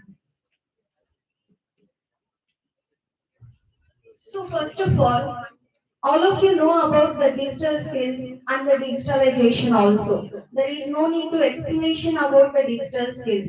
Nowadays, all are using the digital skills in everywhere, means in business, industries, education sector, banking sector. In every sector, we are using the digital technologies all over the world and India. But as I said before question, in remote areas there are special and some more problems by using these digital technologies because of there is no network and there is no awareness about the digital skills. First of all, I would like to say the problem statements here. Why the remote areas are not concentrating and the rural people are not concentrating or not interested in digital skills. Especially I observed because I am working in college, most of the students will come from rural area. So they don't know about the digital skills and the digital awareness. Yeah, nowadays also I'm observing the parents are not giving mobile phones to students. Why? Because they are facing a lot of problems by using that. Because they are using not the education purpose, Instagram, Twitters, like this. Because of these bad sectors, most of the parents are fearing to give the mobile phones to the students. Because of that, case, the students are not getting awareness about the digital skills and the offline courses, I mean online courses. See, if we, for example, if I conduct the online course, so most of the students will not be present, and there is a drawback also. They will put on a phone and they will do their work, and they will wander in somewhere. So how they get the knowledge by using this digital skills? So I'm not criticizing or I'm not anything about this digital skills. But I'm seeing the problems of using the digital skills. The traditional with the traditional learning also the most of the students are facing where intelligence. They are not getting anything because I would like to appreciate this university. I'm observing from starting to now, the most of the students are involving in each and everything. Like this only, every college, every school and everywhere, the student should involve in everything. By that, they can get the leadership skills, teamwork, and how to do the work, how the problems will be there, how the members, and each and everything they will know by involving the students. If the faculty members are doing it, they know everything, they will do each and everything. But the students, they don't know, they are the freshers. So by involving, they do the mistakes, whatever it may be. We are they know to correct each and everything. So we should involve. I appreciate sir for this. The students are more active in this university. Here, the graduates with higher education getting the subject knowledge, but they don't know the digital skills, means how to use. But nowadays, this is not a problem. Why? Because most of the person, as I said before, sir, ChatGPT is there and is there. Most of the informations are gathering from these tests. Not only this, everywhere, in every means, if you want to know anything, there is Google, there is YouTube. So each and everything, even though the presentations, the paper writings are also the letters, each and everything we are getting from the chat GPTs and each and everything. So that is not a problem. But in that also there will be mistakes. In that also there will be something. So we have to correct each and everything by using the digital skills also. So the main objectives. So by this month, empower individuals to use digital platforms for innovative solutions, entrepreneurs, and creative problem thinking. By using this, they can get the creative thinking and how to solve the problems also. And next, helping individuals to build their individuals means how to interact with people, how to communicate with people, and how to get the knowledge about the things, how to face the interviews, how to know the depth of the subject they can know by each and everything. And next, educate professionalism also, I mean cyber alert also. So we have to think about the things, how to careful for the data. And next, developing skills necessary for digital communications and collaborations and virtual work environments. Major findings. Okay. So the findings, increasing demand for digital skills. Nowadays, most of the person, all the students are using the digital skills by learning each and everything in mobiles or laptops or online courses. So most of the parents won't agree to go here and there, Hyderabad, Bangalore. We won't say because of somewhat they will fear. So after they are choosing the online courses, most of the person. So now, actually, I am thinking that as a faculty, I am thinking that after 20 years there will be no teaching staff in every colleges and universities because most of the person are using the online courses only. And next, there is a skill gap, means everyone is not using these skills because the application of skills is going on more. So we are learning this. For example, Oracle, I'm sorry, Tally Prime is there. I'm accounts faculty. Tally Prime is before that. Next, the SAP. Now is the Oracle Fusion. So like this, the vision of skills is there. So most of the person we have to update by using the digital things also. Means we should not stop there itself. Continuous digital means the technology means it's a continuous learning. Means we have to go through again and again, again and again. And next, remote digital work and digital collaborations, it should improve the remote areas also. The digitalization, the learning process is not still in remote areas, so it should improve. And next, the suggestions continue. I just before said the continuous learning, practical applications and experience means it should come from the schools, colleges, and universities, not only here. Means we have to learn only means as a faculty we will give a subject we don't know about it's your problem how do you face how you will face it should be your state we should not be like that we should give the information and we have to make practice of the students how to face the interviews how to talk there should be a group discussions like this each and everything. And the conclusion, the study of digital skills for career development highlights their growing significance in today's technology driven to job market. And next, it is an adaptation to evolving industrial demands. It also opens opportunities for remote work, entrepreneurs, and global networking. However, the challenges are skill gaps, cyber security risks, and digital accessibility must be addressed much and next and lastly, ultimately digital skills are no longer optional but essential for sustained career growth, innovation and economic process. But the government should think and make a bridge for digital thrive. Thank you, madam. Thank you, madam, for your presentation based on your experiences in class. Okay. Any more questions?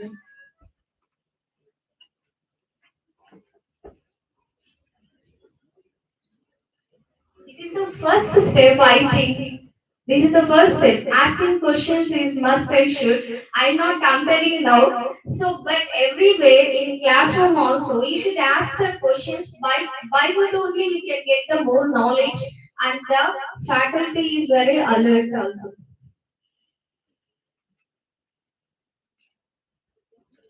No more questions?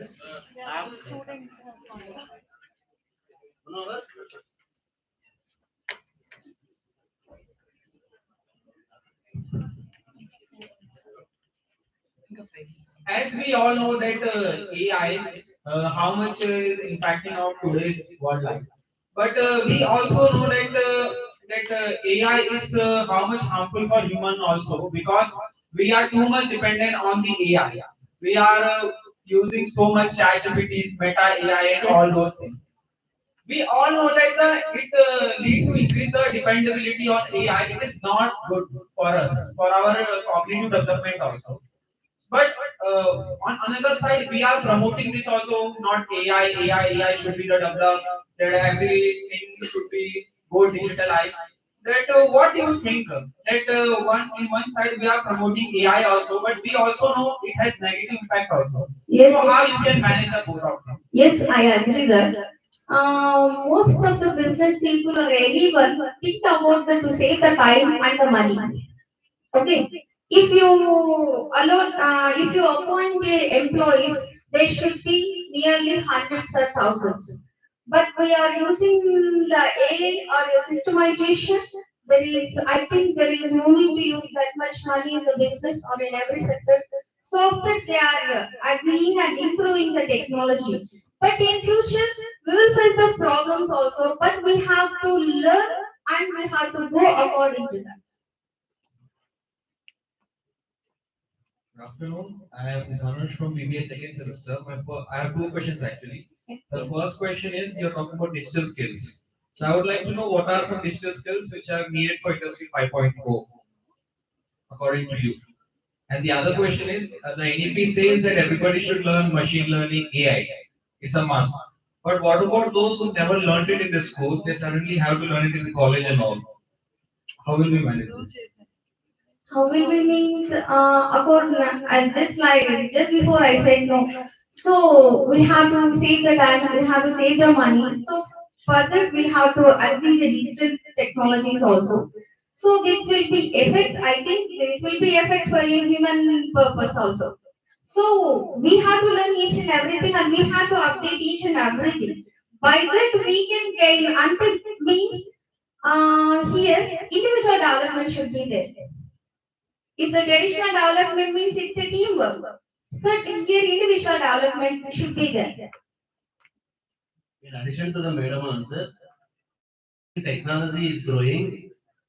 In the case of a mobile phones, a layman is using a mobile without knowing ABCD of education, ABCD of technology. So usage of the AI or anything is not at all a problem. And when AI more comes like ChatGPT and other things are there, these are the only facilitators for us. For example, if we want to draft anything, we are spending much time on that one.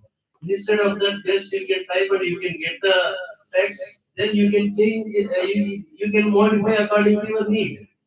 So these technologies are the only facilitators to us to save the time.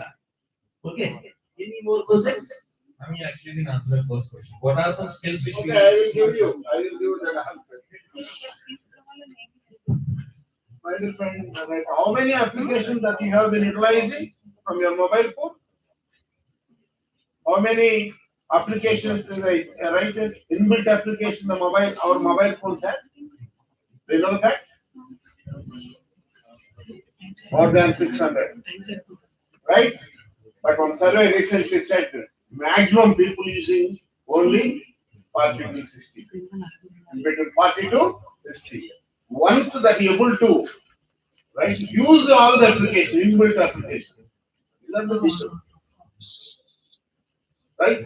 For every purpose. Right? Engineering, new technique skill, new device skill, overcome the burdens. Management, how to utilize the time saving, new methodologies, ultimately we call it as a strategic management came into the picture. Right? But don't condemn the AI utilization as well as other applications utilization. Right? Definitely your generation, our generation almost are going to be obsolete. Your generation, right, without AI, right, without other what called machine learning, survival is very difficult. That I want to emphasize, please.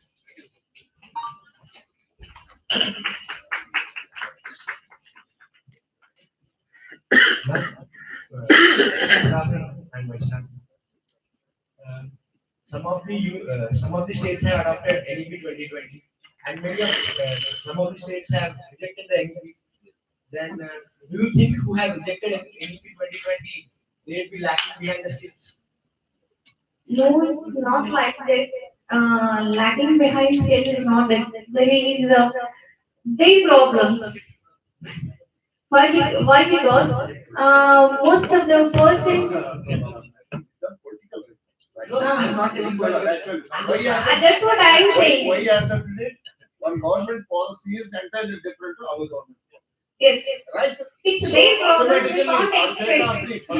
attaining In behalf power, of the government. for sake of attaining power, different tactics people are using. One you say yes, I may say no. Right? I may say yes to you, I agree to your opinion. I never succeed myself. Different way may propose it. Then may myself other person may possible to succeed, right? So yes, no, everywhere is existing, right? These are two corners. These are political results are there, right? I'm not asking political corner of this. You say NEP as a Yeah, I'm telling NEP 2020 specifically. I'm telling the policy of government of India, not telling any rhetoric of the any party. Once you deeply focus on this, so many other results are there. Yes.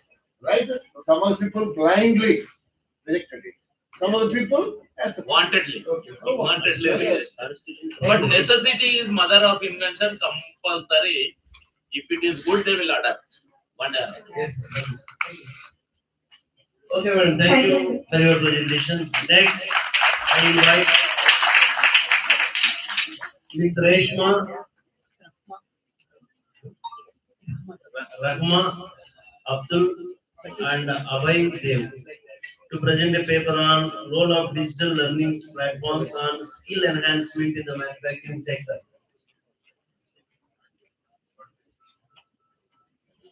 Please restrict your presentation for a few minutes. I think 3 to 4 minutes. Go to direct objectives and findings.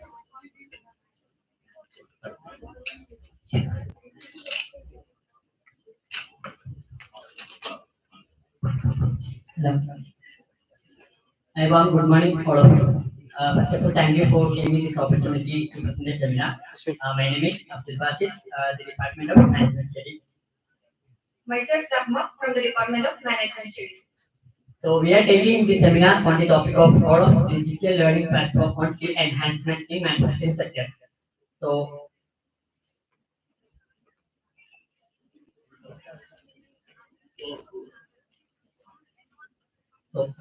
as we all know that nowadays the manufacturing sectors are growing fast with the using of new technology. So the workers or employees, they should be and acquire new skills, then only they can survive in the manufacturing sector. So the digital learning platform helps to them acquire new technologies as well as to improve their skills.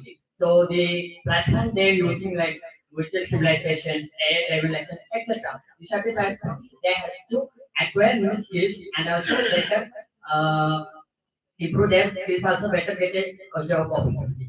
So throughout this paper, we should explain that we are discussing that how the digital learning platforms build a skilled workforce and explore the ways to improve their impact. So review of literature.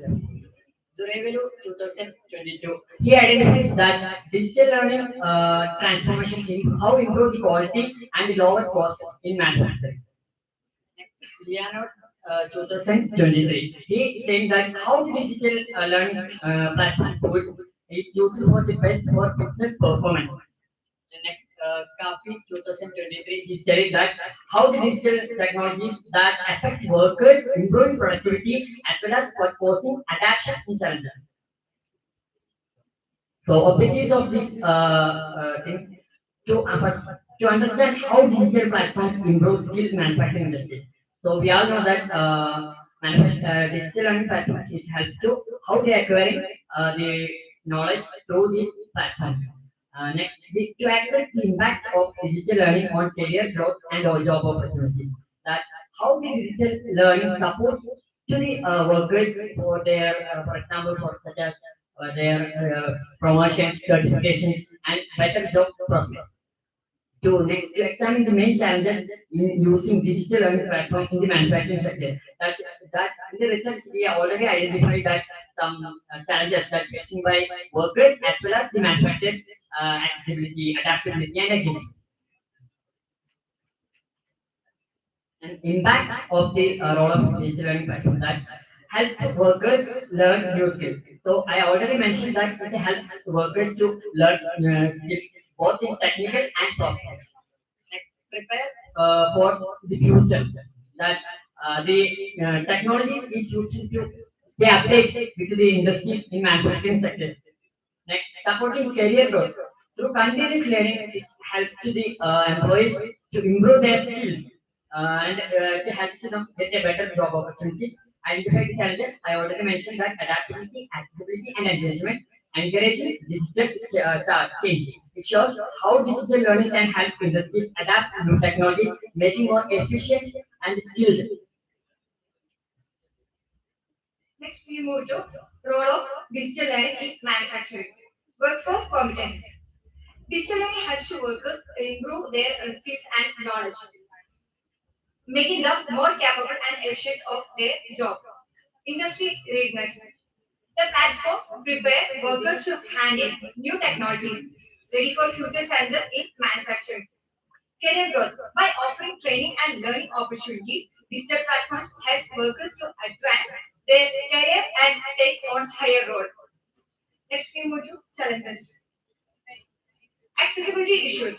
Not all workers to accessible internet to use online learning. We all know that online internet connections is very important in our online learning.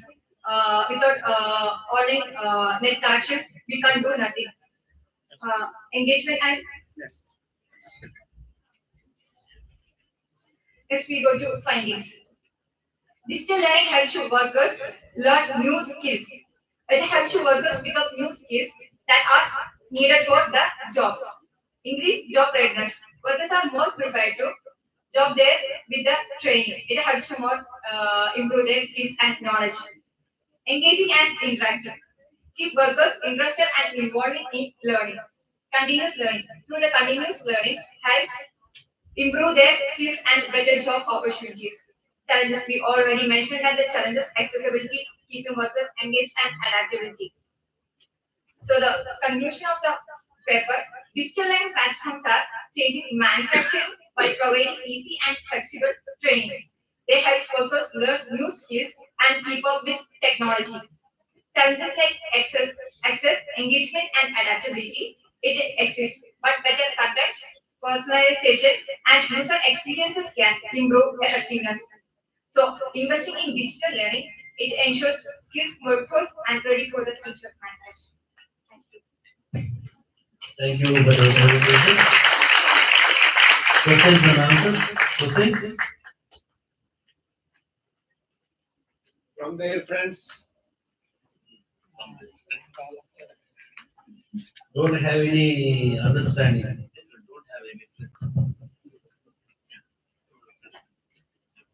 I highly appreciate for your presentation. So when we talk about digital marketing, the first term which comes into the field of digital marketing is SEO, search engine optimization. So can you please give a brief about this?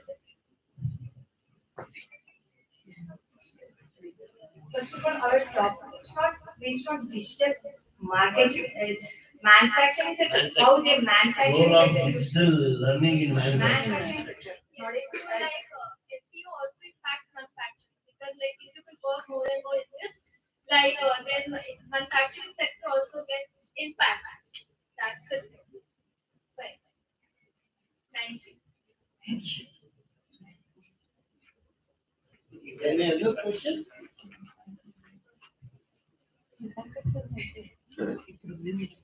Allow me to ask you. Like digital transformation, right? Towards automation, right? At juncture, what type of the skills that you have proposed and you're going to propose? In digital platforms. Yes. Digital transformation. Digital transformation towards automation. Digital skills are entirely different to the automation skills, right? Have you suggest any skills, particularly automation is concerned? Okay, right. Yes, right. For sake of alignment, I'm asking. Right, good. Good presentation, good talk. Good.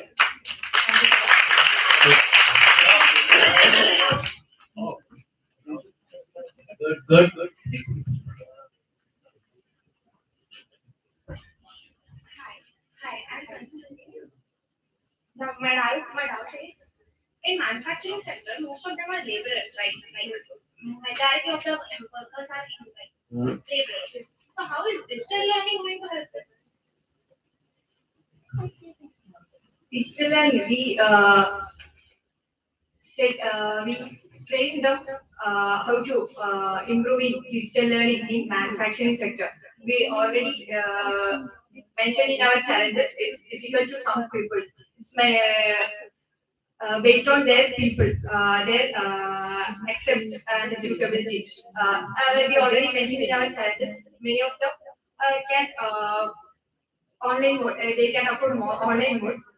They are in offline. Adding to that, right, and give an answer. Right. My dear student, are you familiar with the fourth industrial revolution? Fourth industrial revolution started in the Germany, right, with the AI, right? Skills actually already available. Okay, digital transformation. With the help of the digital transformation, entire manufacturing sector going to be automation. Without human consent, product and procurement of raw material, quality, prescription, warehousing, warehousing, and finally, what happened? Product design according to needs of the customer, where human intervention is almost all going to be there. Okay, marketability of the products, feedbacks, right?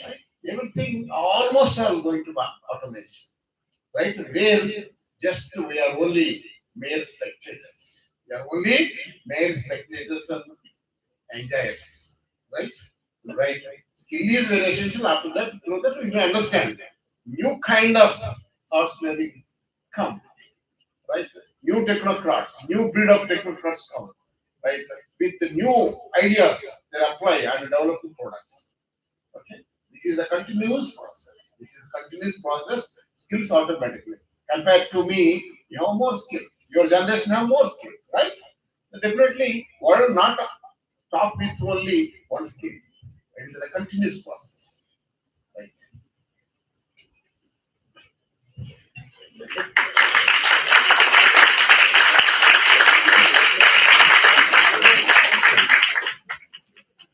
Next, next I invite Ms. Kirti to present a paper on challenges and opportunities in improving quality of education in India. Am I still clear? Oh, still clear there. Very precise way. Good afternoon, everybody, respected faculty and my dear friends. I introduce myself, Kirti, and from the Department of Political Science. And today's my topic is challenges and opportunities and improving quality of education in India. Let us introduce the quality of education in India.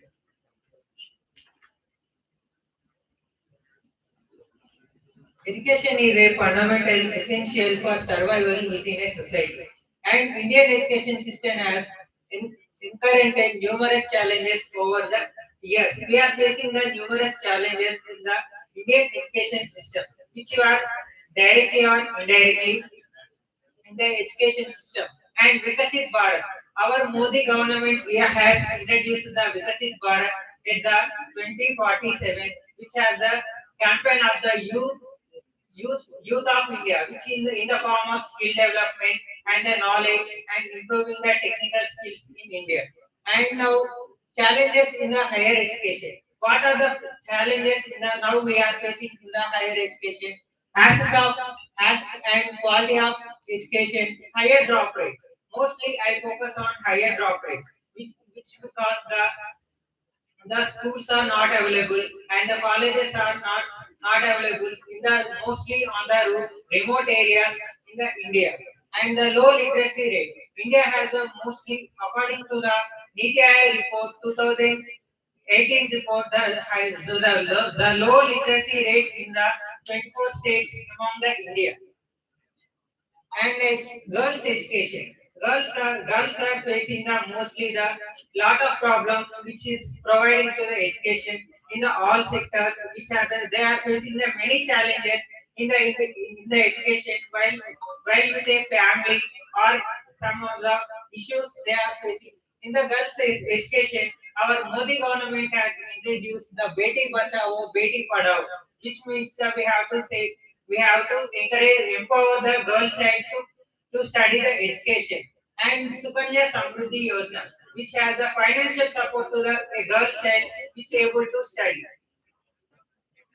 And national education policy. National education policy was introduced by our central government, which has the academic and non-academic skills of a student, which has the rote learning.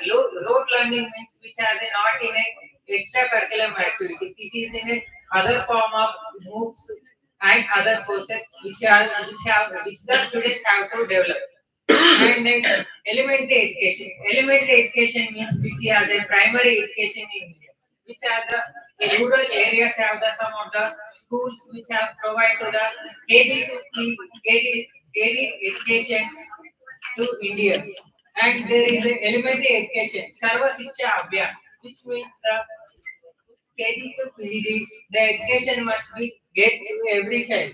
And there is a some of the natives among the elementary education, such as poor health and the malnutrition and the lack of facilities. Some of the in India, according to the Niti Aayog report, the most of the 100 plus villages are not having the sufficient schools in the to provide an education and education for urban area and rural area. In urban area, they are having a lack of technology, and sufficient classrooms and technical systems. And the urban area, in rural area, they do not have sufficient skills developments and do not have any classes. Go for your findings. Yes. At last, I conclude that the quality of education in India has made a significant strides of expanding access to education has reflected in rising enrollment rates, the propagation of education institutions, increasing public and private institutions. Let us I conclude my argument.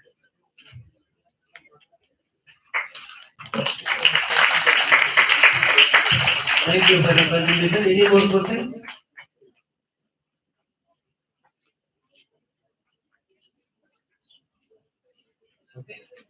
How you will establish a relationship with the quality of education with the manufacturing sector? We can educate the students with the skills and the technology and digital education. Good.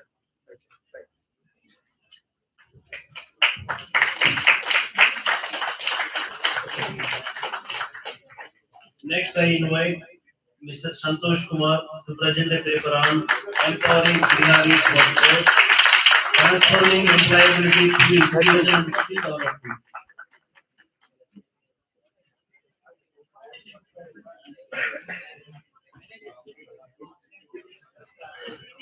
Nine. Nine. Nine. Number nine.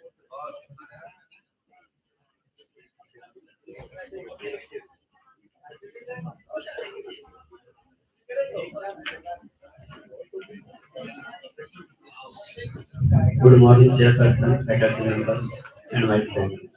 All of you. My name is Santosh Kumar, Department of English, student, second semester. My paper is empowering workforce, transforming employability through education and skill development. My paper is totally focused on employability in Bihar, not all about the India. Uh, Bihar is a land of rich history and cultural heritage. It has played a crucial role in educational and intellectual development. Bihar is famous for its knowledge and famous for its behavior. So it is called educational hub in the days of ancient and now. It has old universities like Nalanda University and Vikrantha University, which attract the scholars from across India. We have lack of time, So I'm Go going for to object. others.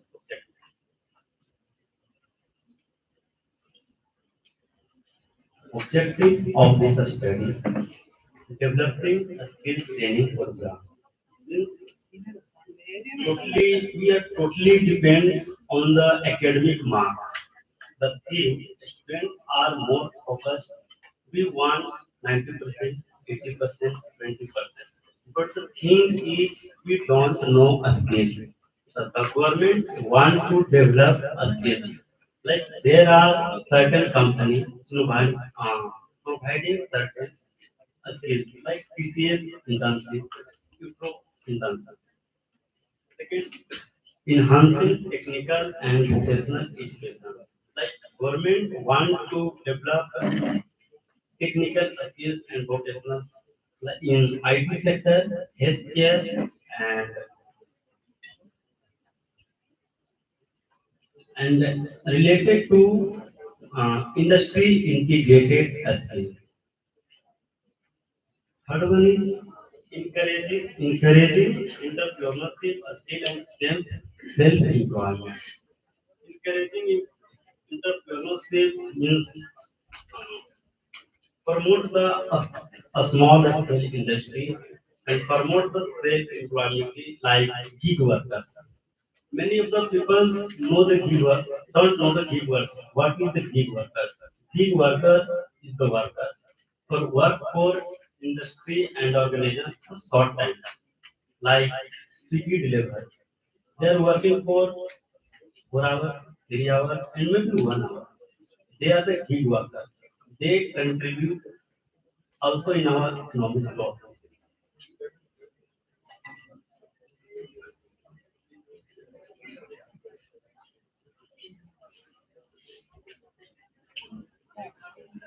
What is your recommendations? Sir told us we have Okay, okay.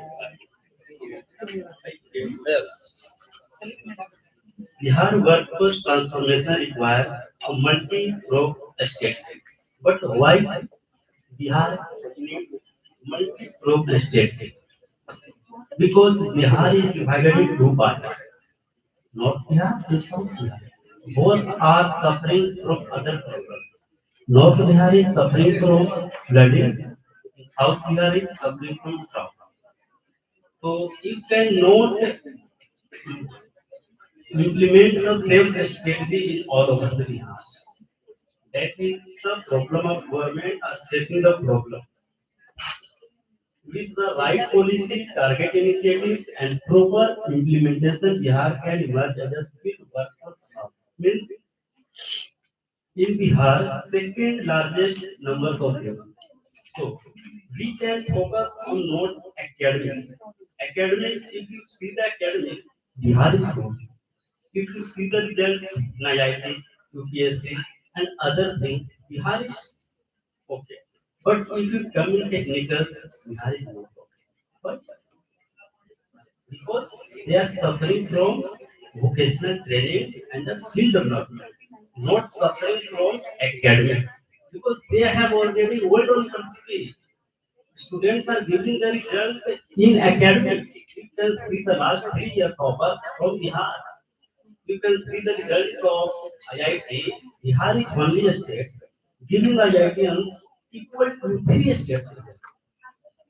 That is my conclusion is that saying we are not focused in the era of academic because company didn't select the students who have only academic skills. Academic skills only happiness of some time, but vocational training and technical skills feels like you are a professional and you can do something in your life. I want to tell a content. Today is Bihar दिवस okay तो मैं एक बात कहना चाहता हूं आप सब लोग के हिंदी में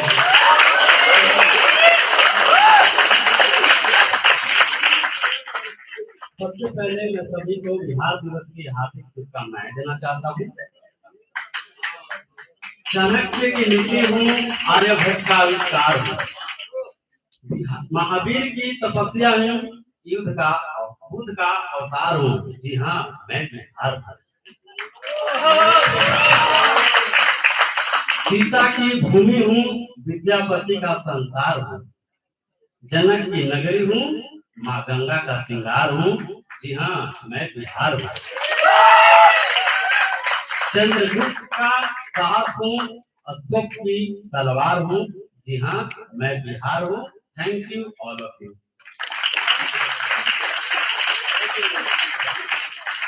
Thank you for your presentation.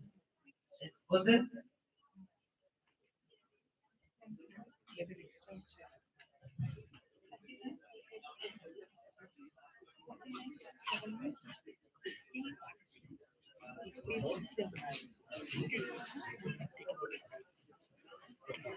I 100% I agree with you. Biharis are work very hard. Without the Biharis, Delhi walas, Bombay walas never wake up, right? That way they are helping so many urban dwellers in India, right? But your concept is very good concept, even though the people require little bit soft skills. Yes. Like what you said, finally, Bihari people have all the skills, right? It require soft skills. Through that only, they may imagine the wealth, right? Thank you. Thank you, sir. Next, I invite Dr. Deepankar, Nageshwar Rao, and Ankush Raj to present a paper on transforming sustainable khadi as global brand.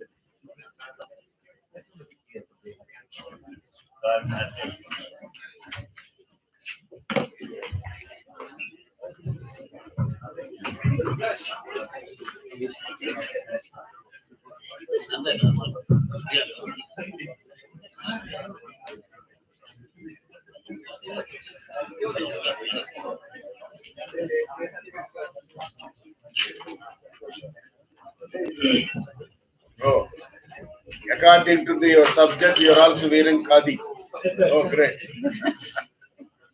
Good afternoon, one and all. Good afternoon, Chair and faculty members and all my dear friends. I am Nageshwar Rao, Department of Political Science. Now hereby wish to take this opportunity in explaining what we have done. And along with me, I have two more co-authors, Dr. Deepankar Day, Department of Political Science faculty, and Ankush Raj, BBA student. So I take this opportunity in uh, transforming our title is transforming sustainable khadi as a global brand, a study of strategies for brand position at global market.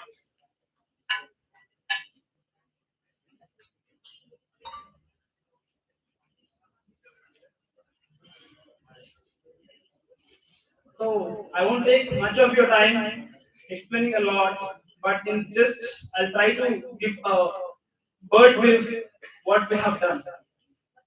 So I'm skipping the introduction and focusing on one point here. The study highlights that Khadi product attributes with customers' consumption and preferences can significantly enhance Khadi as a global brand presence at the global market. This is one of the key areas which we focus. And through the end of my presentation, we will identify whether this will really enhance or not.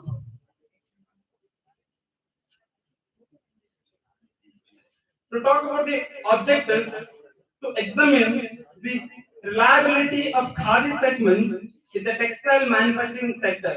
And second one is to identify the sustainable model and strategies for the promotion of khadi at global markets.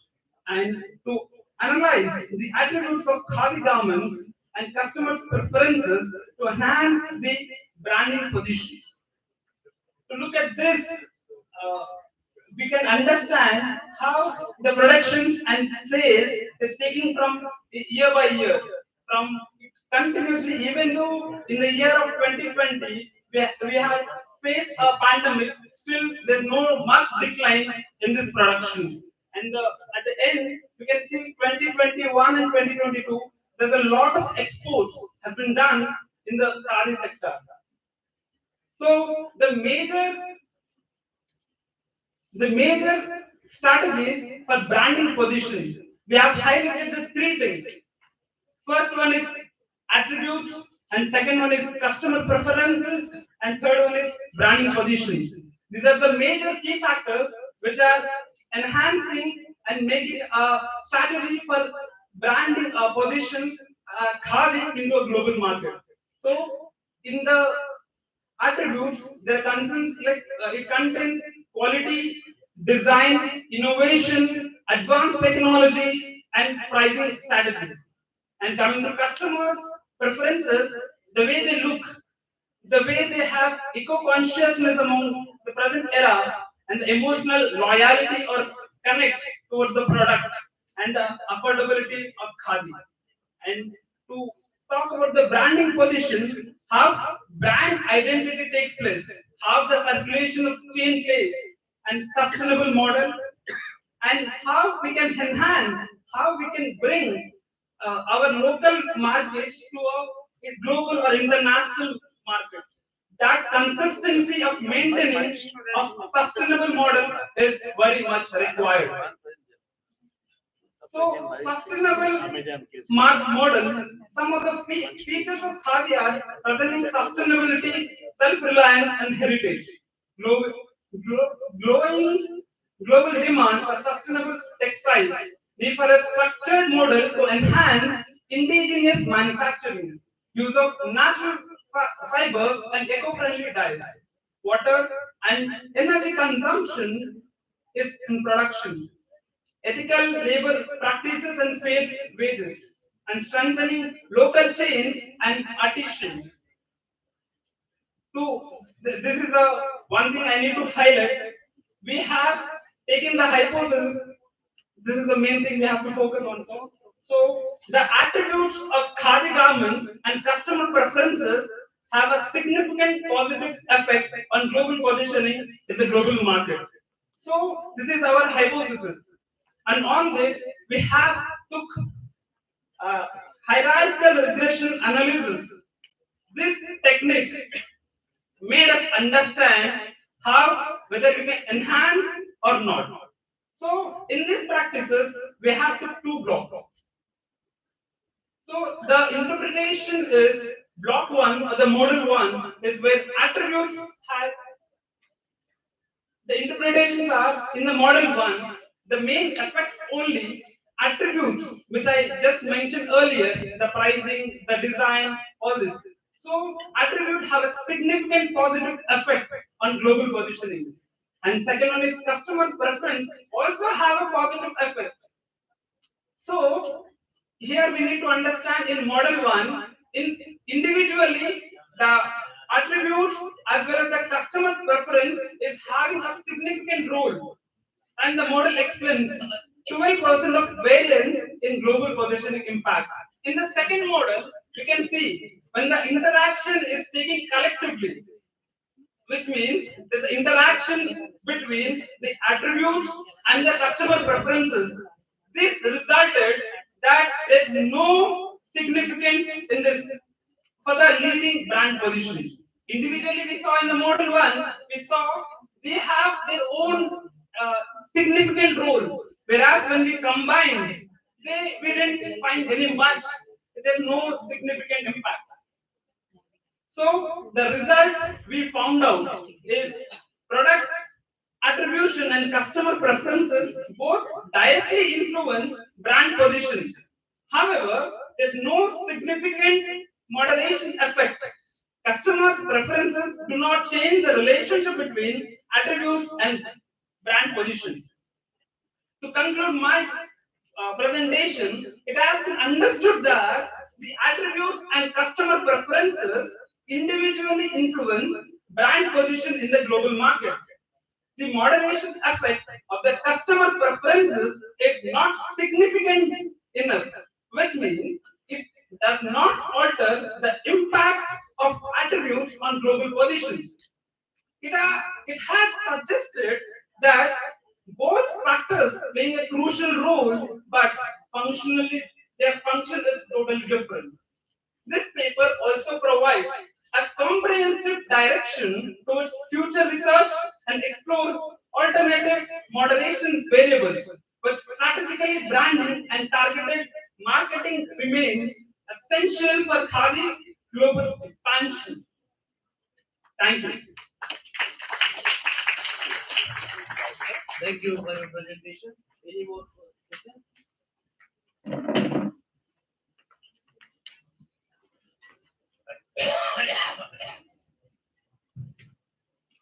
No question. Ah, yes, please, please.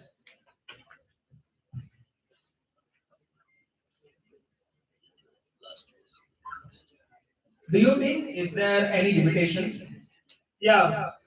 So I found in my primary data collection that one major challenge for not becoming a global brand is the geographical location. You see, we are staying in Anantapur, right? So in Anantapur, there's a humidity and lot of you can see sun is very hot. Yes or no? In case of cold conditions in other countries or anyway, they won't prefer cotton or this khadi product. Okay, whereas in summer, you can see majority of these people are trying or preferring khadi as it's very good observant of sweat and heat. This is what the challenges we found. Thank you.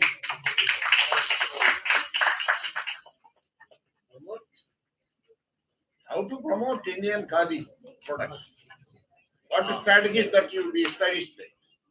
Sir, I already mentioned that earlier. Not a good strategy. Sir, I'll just show that.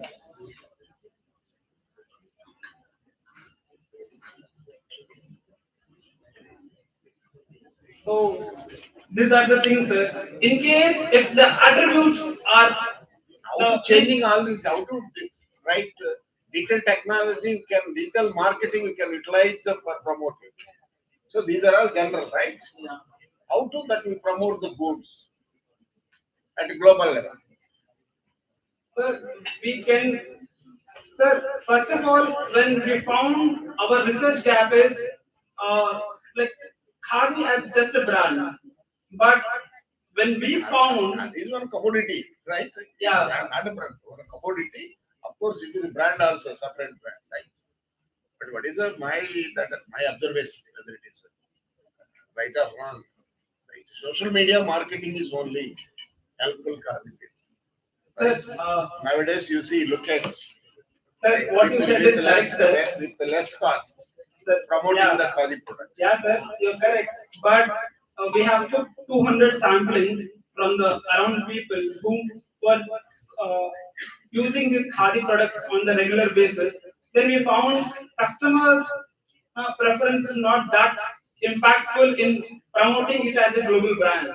Maybe if we implement this with different people or geographical locations, maybe customer preference may be impact it into a global brand, as just now you mentioned as a social media platform. Thank you. Thank you.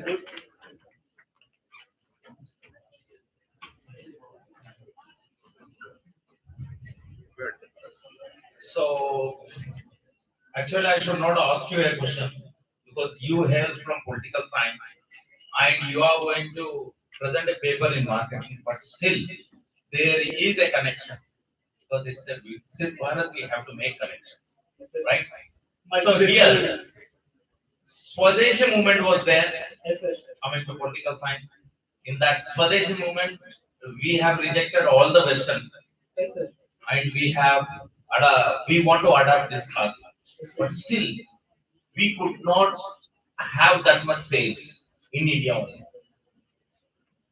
If you compare with the MNC of Samsung, it was a small shop at Seoul. everyone was buying those products, and they have made Samsung. Now also we speak over here in this Central University of Andhra Pradesh. We speak today about Samsung. Everyone identifies.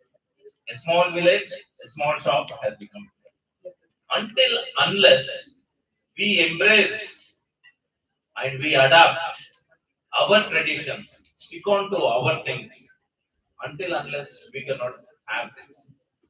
Price sensitivity will be there. First is that law of demand says as price increases, demand decreases. Price sensitiveness will be there. But why can't we embrace our technology, our goods, our ideas? Until unless we do, we cannot do this. This is the major gap. Why people are not adapting this? Earlier they used to wear all the khadi only. They used to weave and they are going to wear in all the areas. But now, because of this Western style has come, people are not adapting. Because in Bharat means we have to embrace and use and stick on to our Swadeshi goods, and that is mainly what we are manufacturing. Then only we can do this. Thank you.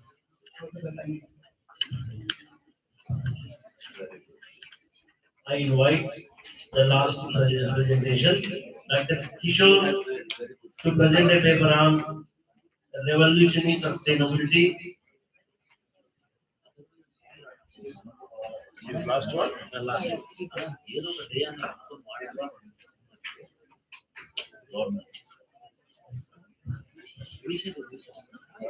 Respected the Chief Guest and chaired the faculty members of the Central University of Andhra Pradesh and all the faculties and student friends.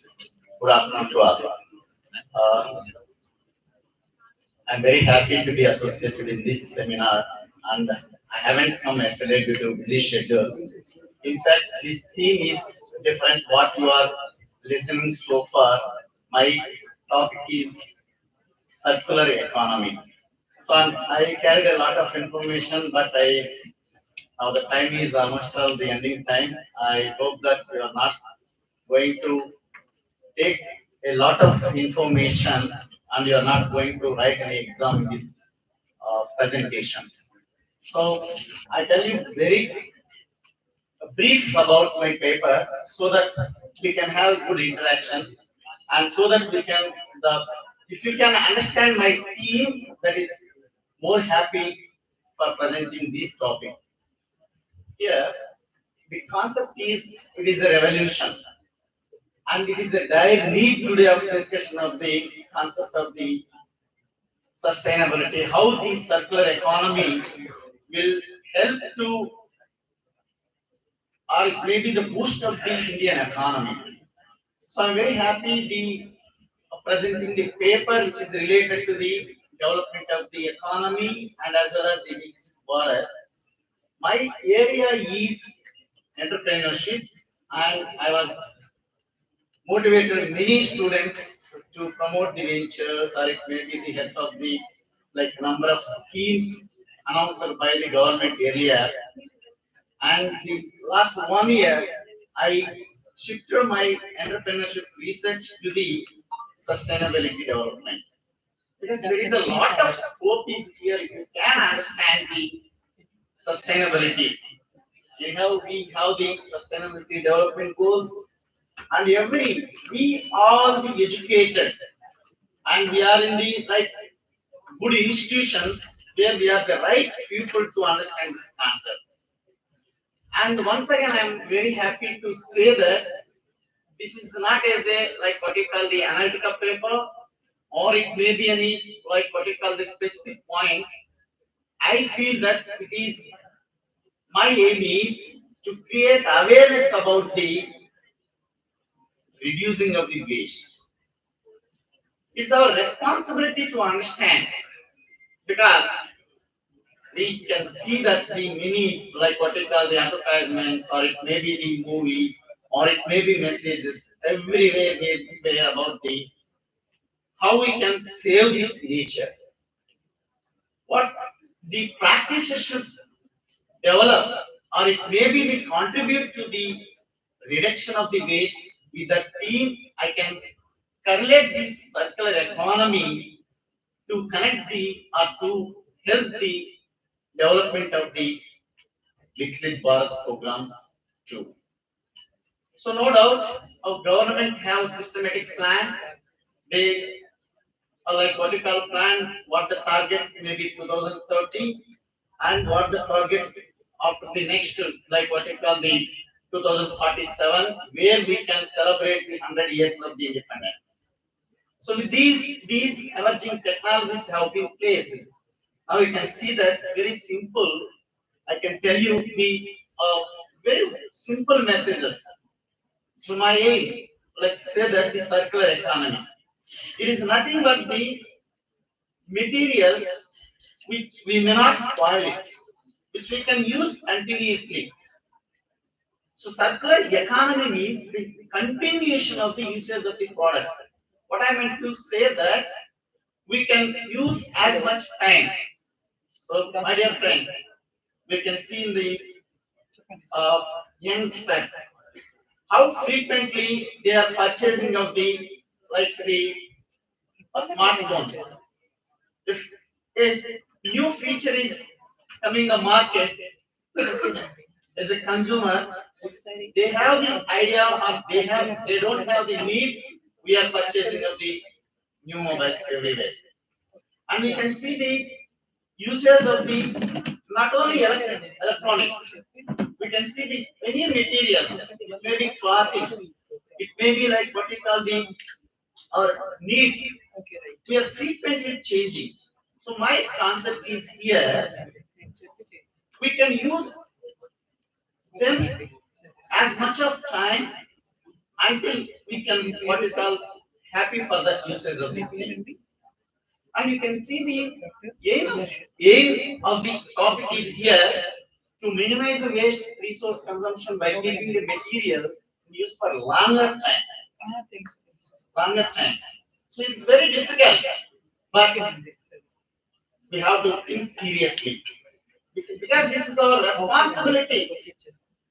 I used to say in the class to the students of the as a finance board is here, the value of rupee, which is today is higher than the tomorrow. Similarly, when you apply this logic into the concepts of the materials which we are using today is more work. That we are not going to consume, that we are not going to spoil. We have to give that materials for the tomorrow's generation. Because the yesterday's price is more worthy. Yesterday's like materials are more worthy. In this context, I tell you the main concepts, how the manufacturing organizations or it may be the like entrepreneurs are taking these advantages by main concepts of the four R power. It is not up to the four, it is the R power. It is nothing but the reduction, reuses, or recycling, and it may be the remanufacturing, redesigning of the products. This is a wonderful if you can understand the power of the materials usage. So here it is another concept like economy, but due to time constraint, I can say that the many countries which already have been planned, the practices of the implementing of the how the circular economy for a longer time. This we can see that the cycle and the countries following the circular economy very when compared to the population, when compared to the literacy rates, when compared to the income levels, the Netherlands, Italy, there is European Union country, it is a Malta, which is a population of the 5 lakh people, in around 5 lakh people, they made a significant practices of protecting the nature or maybe the uses of the things. So the students now you have a lot of information. You can go through that and you can take that advantages. How to protect these nature, how to give this to the next generation. These are all our responsibility. These are our responsibility. Today, like any seminar, any discussion must be happen, must be done. The importance of the generating, or it may be the revenue, or it may be the things and materials too. So with these, I can say that India has been taken as a good measures. It may be mission life, or it may be the, I can say that the a number of employment opportunities. If you can understand the concept of the uh, circular economy, or it may be the sustainability, or it may be the waste management, it may be recycling. You can see the lot of electronics already is there available in the social market. We can buy a refurbishment products which we can bring up this one. So with these, I'm not going to take much time because of the already time late. And my sincere request to all the attendees, everyone has to think that the not to spoil any like a material or anything is all our responsibility. If we can do these, it's like what you call it is a little things, it creates as a bigger result. So once again I'm repeating, if you can save, if you can help, if you can use, or it may be a little contribution from your side, that will give to the a bigger outcome to the next generation. With this, I close my topic, and I thanks to the all the like attendees or whatever my small words here, and the thanks for giving the opportunity, sir. Thank you, sir. Thank you for nice presentation. Any questions?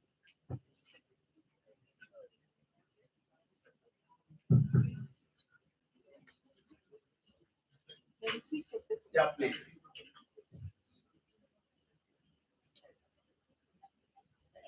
If you do not have any questions, okay, sir. Don't mind, sir. Sir, as you said, the materials we have to use less or limitedly. Perishable, what about this perishable materials? Yeah. How can we go for surplus? Yes, sir. It is a good, maybe the economics students will understand very easily. Perishable goods is always have a good demand. So with these advancement of the technologies, we can increase that lifespan. So we can see that the user's point of view, the elders, maybe like my grandparents or it may be my parents, they're very like what we call the concepts of usaging of the all like perishable goods. So now what happened if I can take my younger son who is like a 10 years boy, he can buy or he can ask the like what you call the number of food items instead of whether he may take or he may not take, he doesn't know that the importance of the like items. With the same thing, if I go to the my parent or it may be a grandparent, they are fear about purchasing of one what I call any item if they need it also. You can see the difference.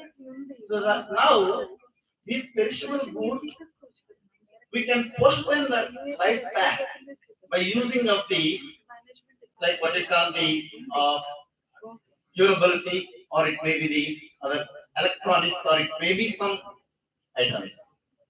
So that's what my intention is. In digital area, we can save, we can increase the lifespan, we can take the advantages. We have to preserve that for the future purposes. Hope that makes sense. Thank you, sir. Thank you, sir. Thank you, sir. In this session,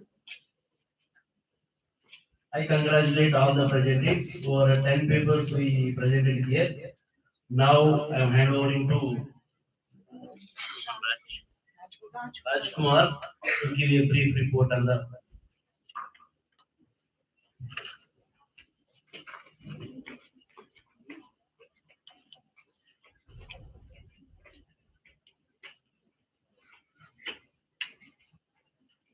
A very good afternoon to the chairpersons and the faculty members. And I'm privileged to present a brief overview of this technical session. In these technical sessions, all around 10 presenters gave their presentations related to the key themes: inclusive and holistic work environment, and quality education and skill development. The first presenter, Ms. A. Sujana, and the highlights of the paper is changes in the defense manufacturing and import substitute policy. And she had highlighted the modernization in weapon system and indigenization and watershed movements. And she concluded that there are challenges like watershed movements, and there is a huge competition from the China, but we should be ready to face the global competition with better strategic decisions. And the second presenter, Ms. B.S. Usha, and in her paper, she highlighted that mental health awareness is neglected in our present manufacturing sector, and the factors like fatigue, burnout, and sleep disturbances leads to the work-life imbalances, and the effect of poor ergonomics design on physical health leads to the disturbances in the manufacturing sector.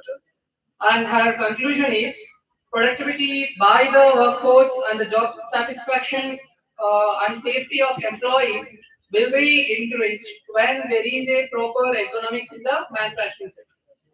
And the third presenter, Anshuman Tiwari, and he focused on entrepreneurship, self-esteem, and the highlights of the paper is he has used Rosenberg self-esteem skills, introversion skills, and it is the empirical paper. And this paper gave best statistical evidences and suggested us that there is a correlation among emotional intelligence and self-esteem, and which emphasizes the psychological behavior of the students. And this paper, the empirical evidences laid a way for the future research also.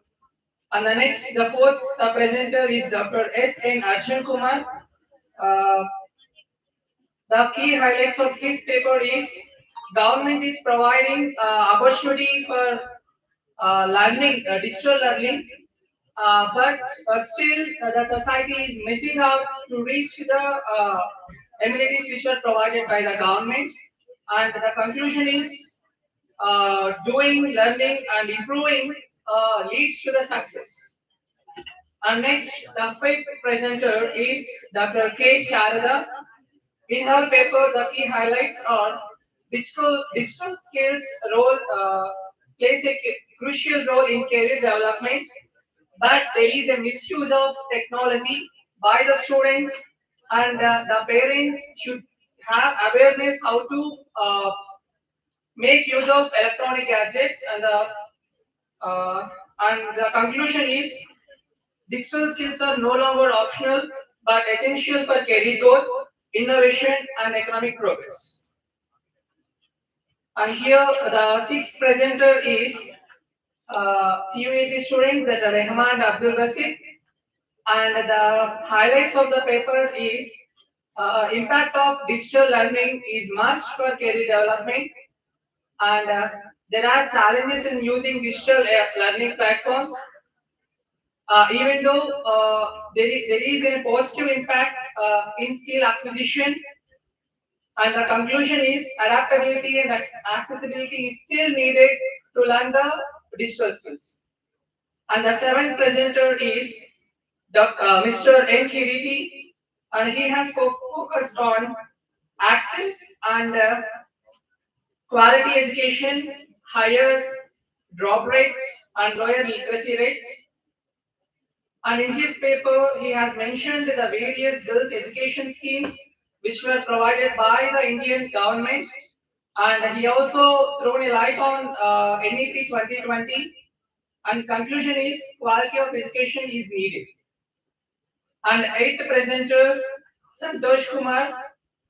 And from his paper, we can take key points: developing skill training programs, enhancing technical and vocational education, encouraging entrepreneurship and self-employment is needed in the state of Bihar for the enhancement of the workers.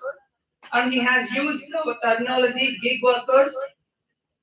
And next, the ninth presenter is Nageshwar Rao. And in his paper, the reliability of khadi segment in the textile manufacturing industry, and it is also an empirical paper focused on production and sales of khadi segment.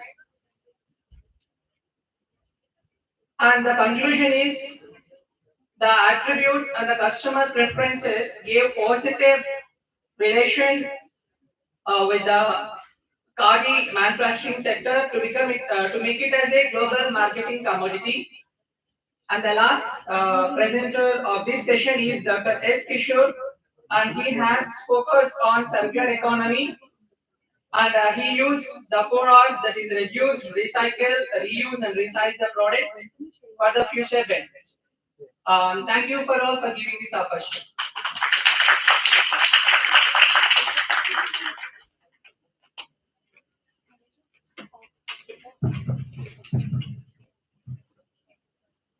Thank you, Dr. Mochiraj Kumar, for that excellent summary. Now it's time for vote of thanks.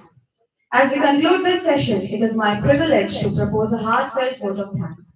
First and foremost, I extend my deepest gratitude to our esteemed chairpersons, Dr. Y. Keshavaredi and Professor R. Shivaram Prasad, and Dr. C. H. Krishnadu and Dr. K. Kota Rajesh from the pilot session for their invaluable time and insights. Thank you for your leadership and guidance. To our paper presenters, thank you for your well-researched and thought-provoking presentations. Your contribution truly enriched our understanding of the subject. A special thanks to our faculty in charge, Dr. Manoj Upadhyaya, and our rapporteur, Dr. Mochi Rajkumar. From the parallel session, and special thanks to Dr. K. Nagarjuna and rapporteur, Dr. K. Saichara, for this meticulous planning and support. Last but not least, I extend my gratitude to the organizing team and all the participants for the enthusiastic engagement. Thank you once again. Please join us for the validatory session post lunch. All the participants are requested to join for the validatory session at 3:30 in the same seminar hall. Have a wonderful day. Thank you.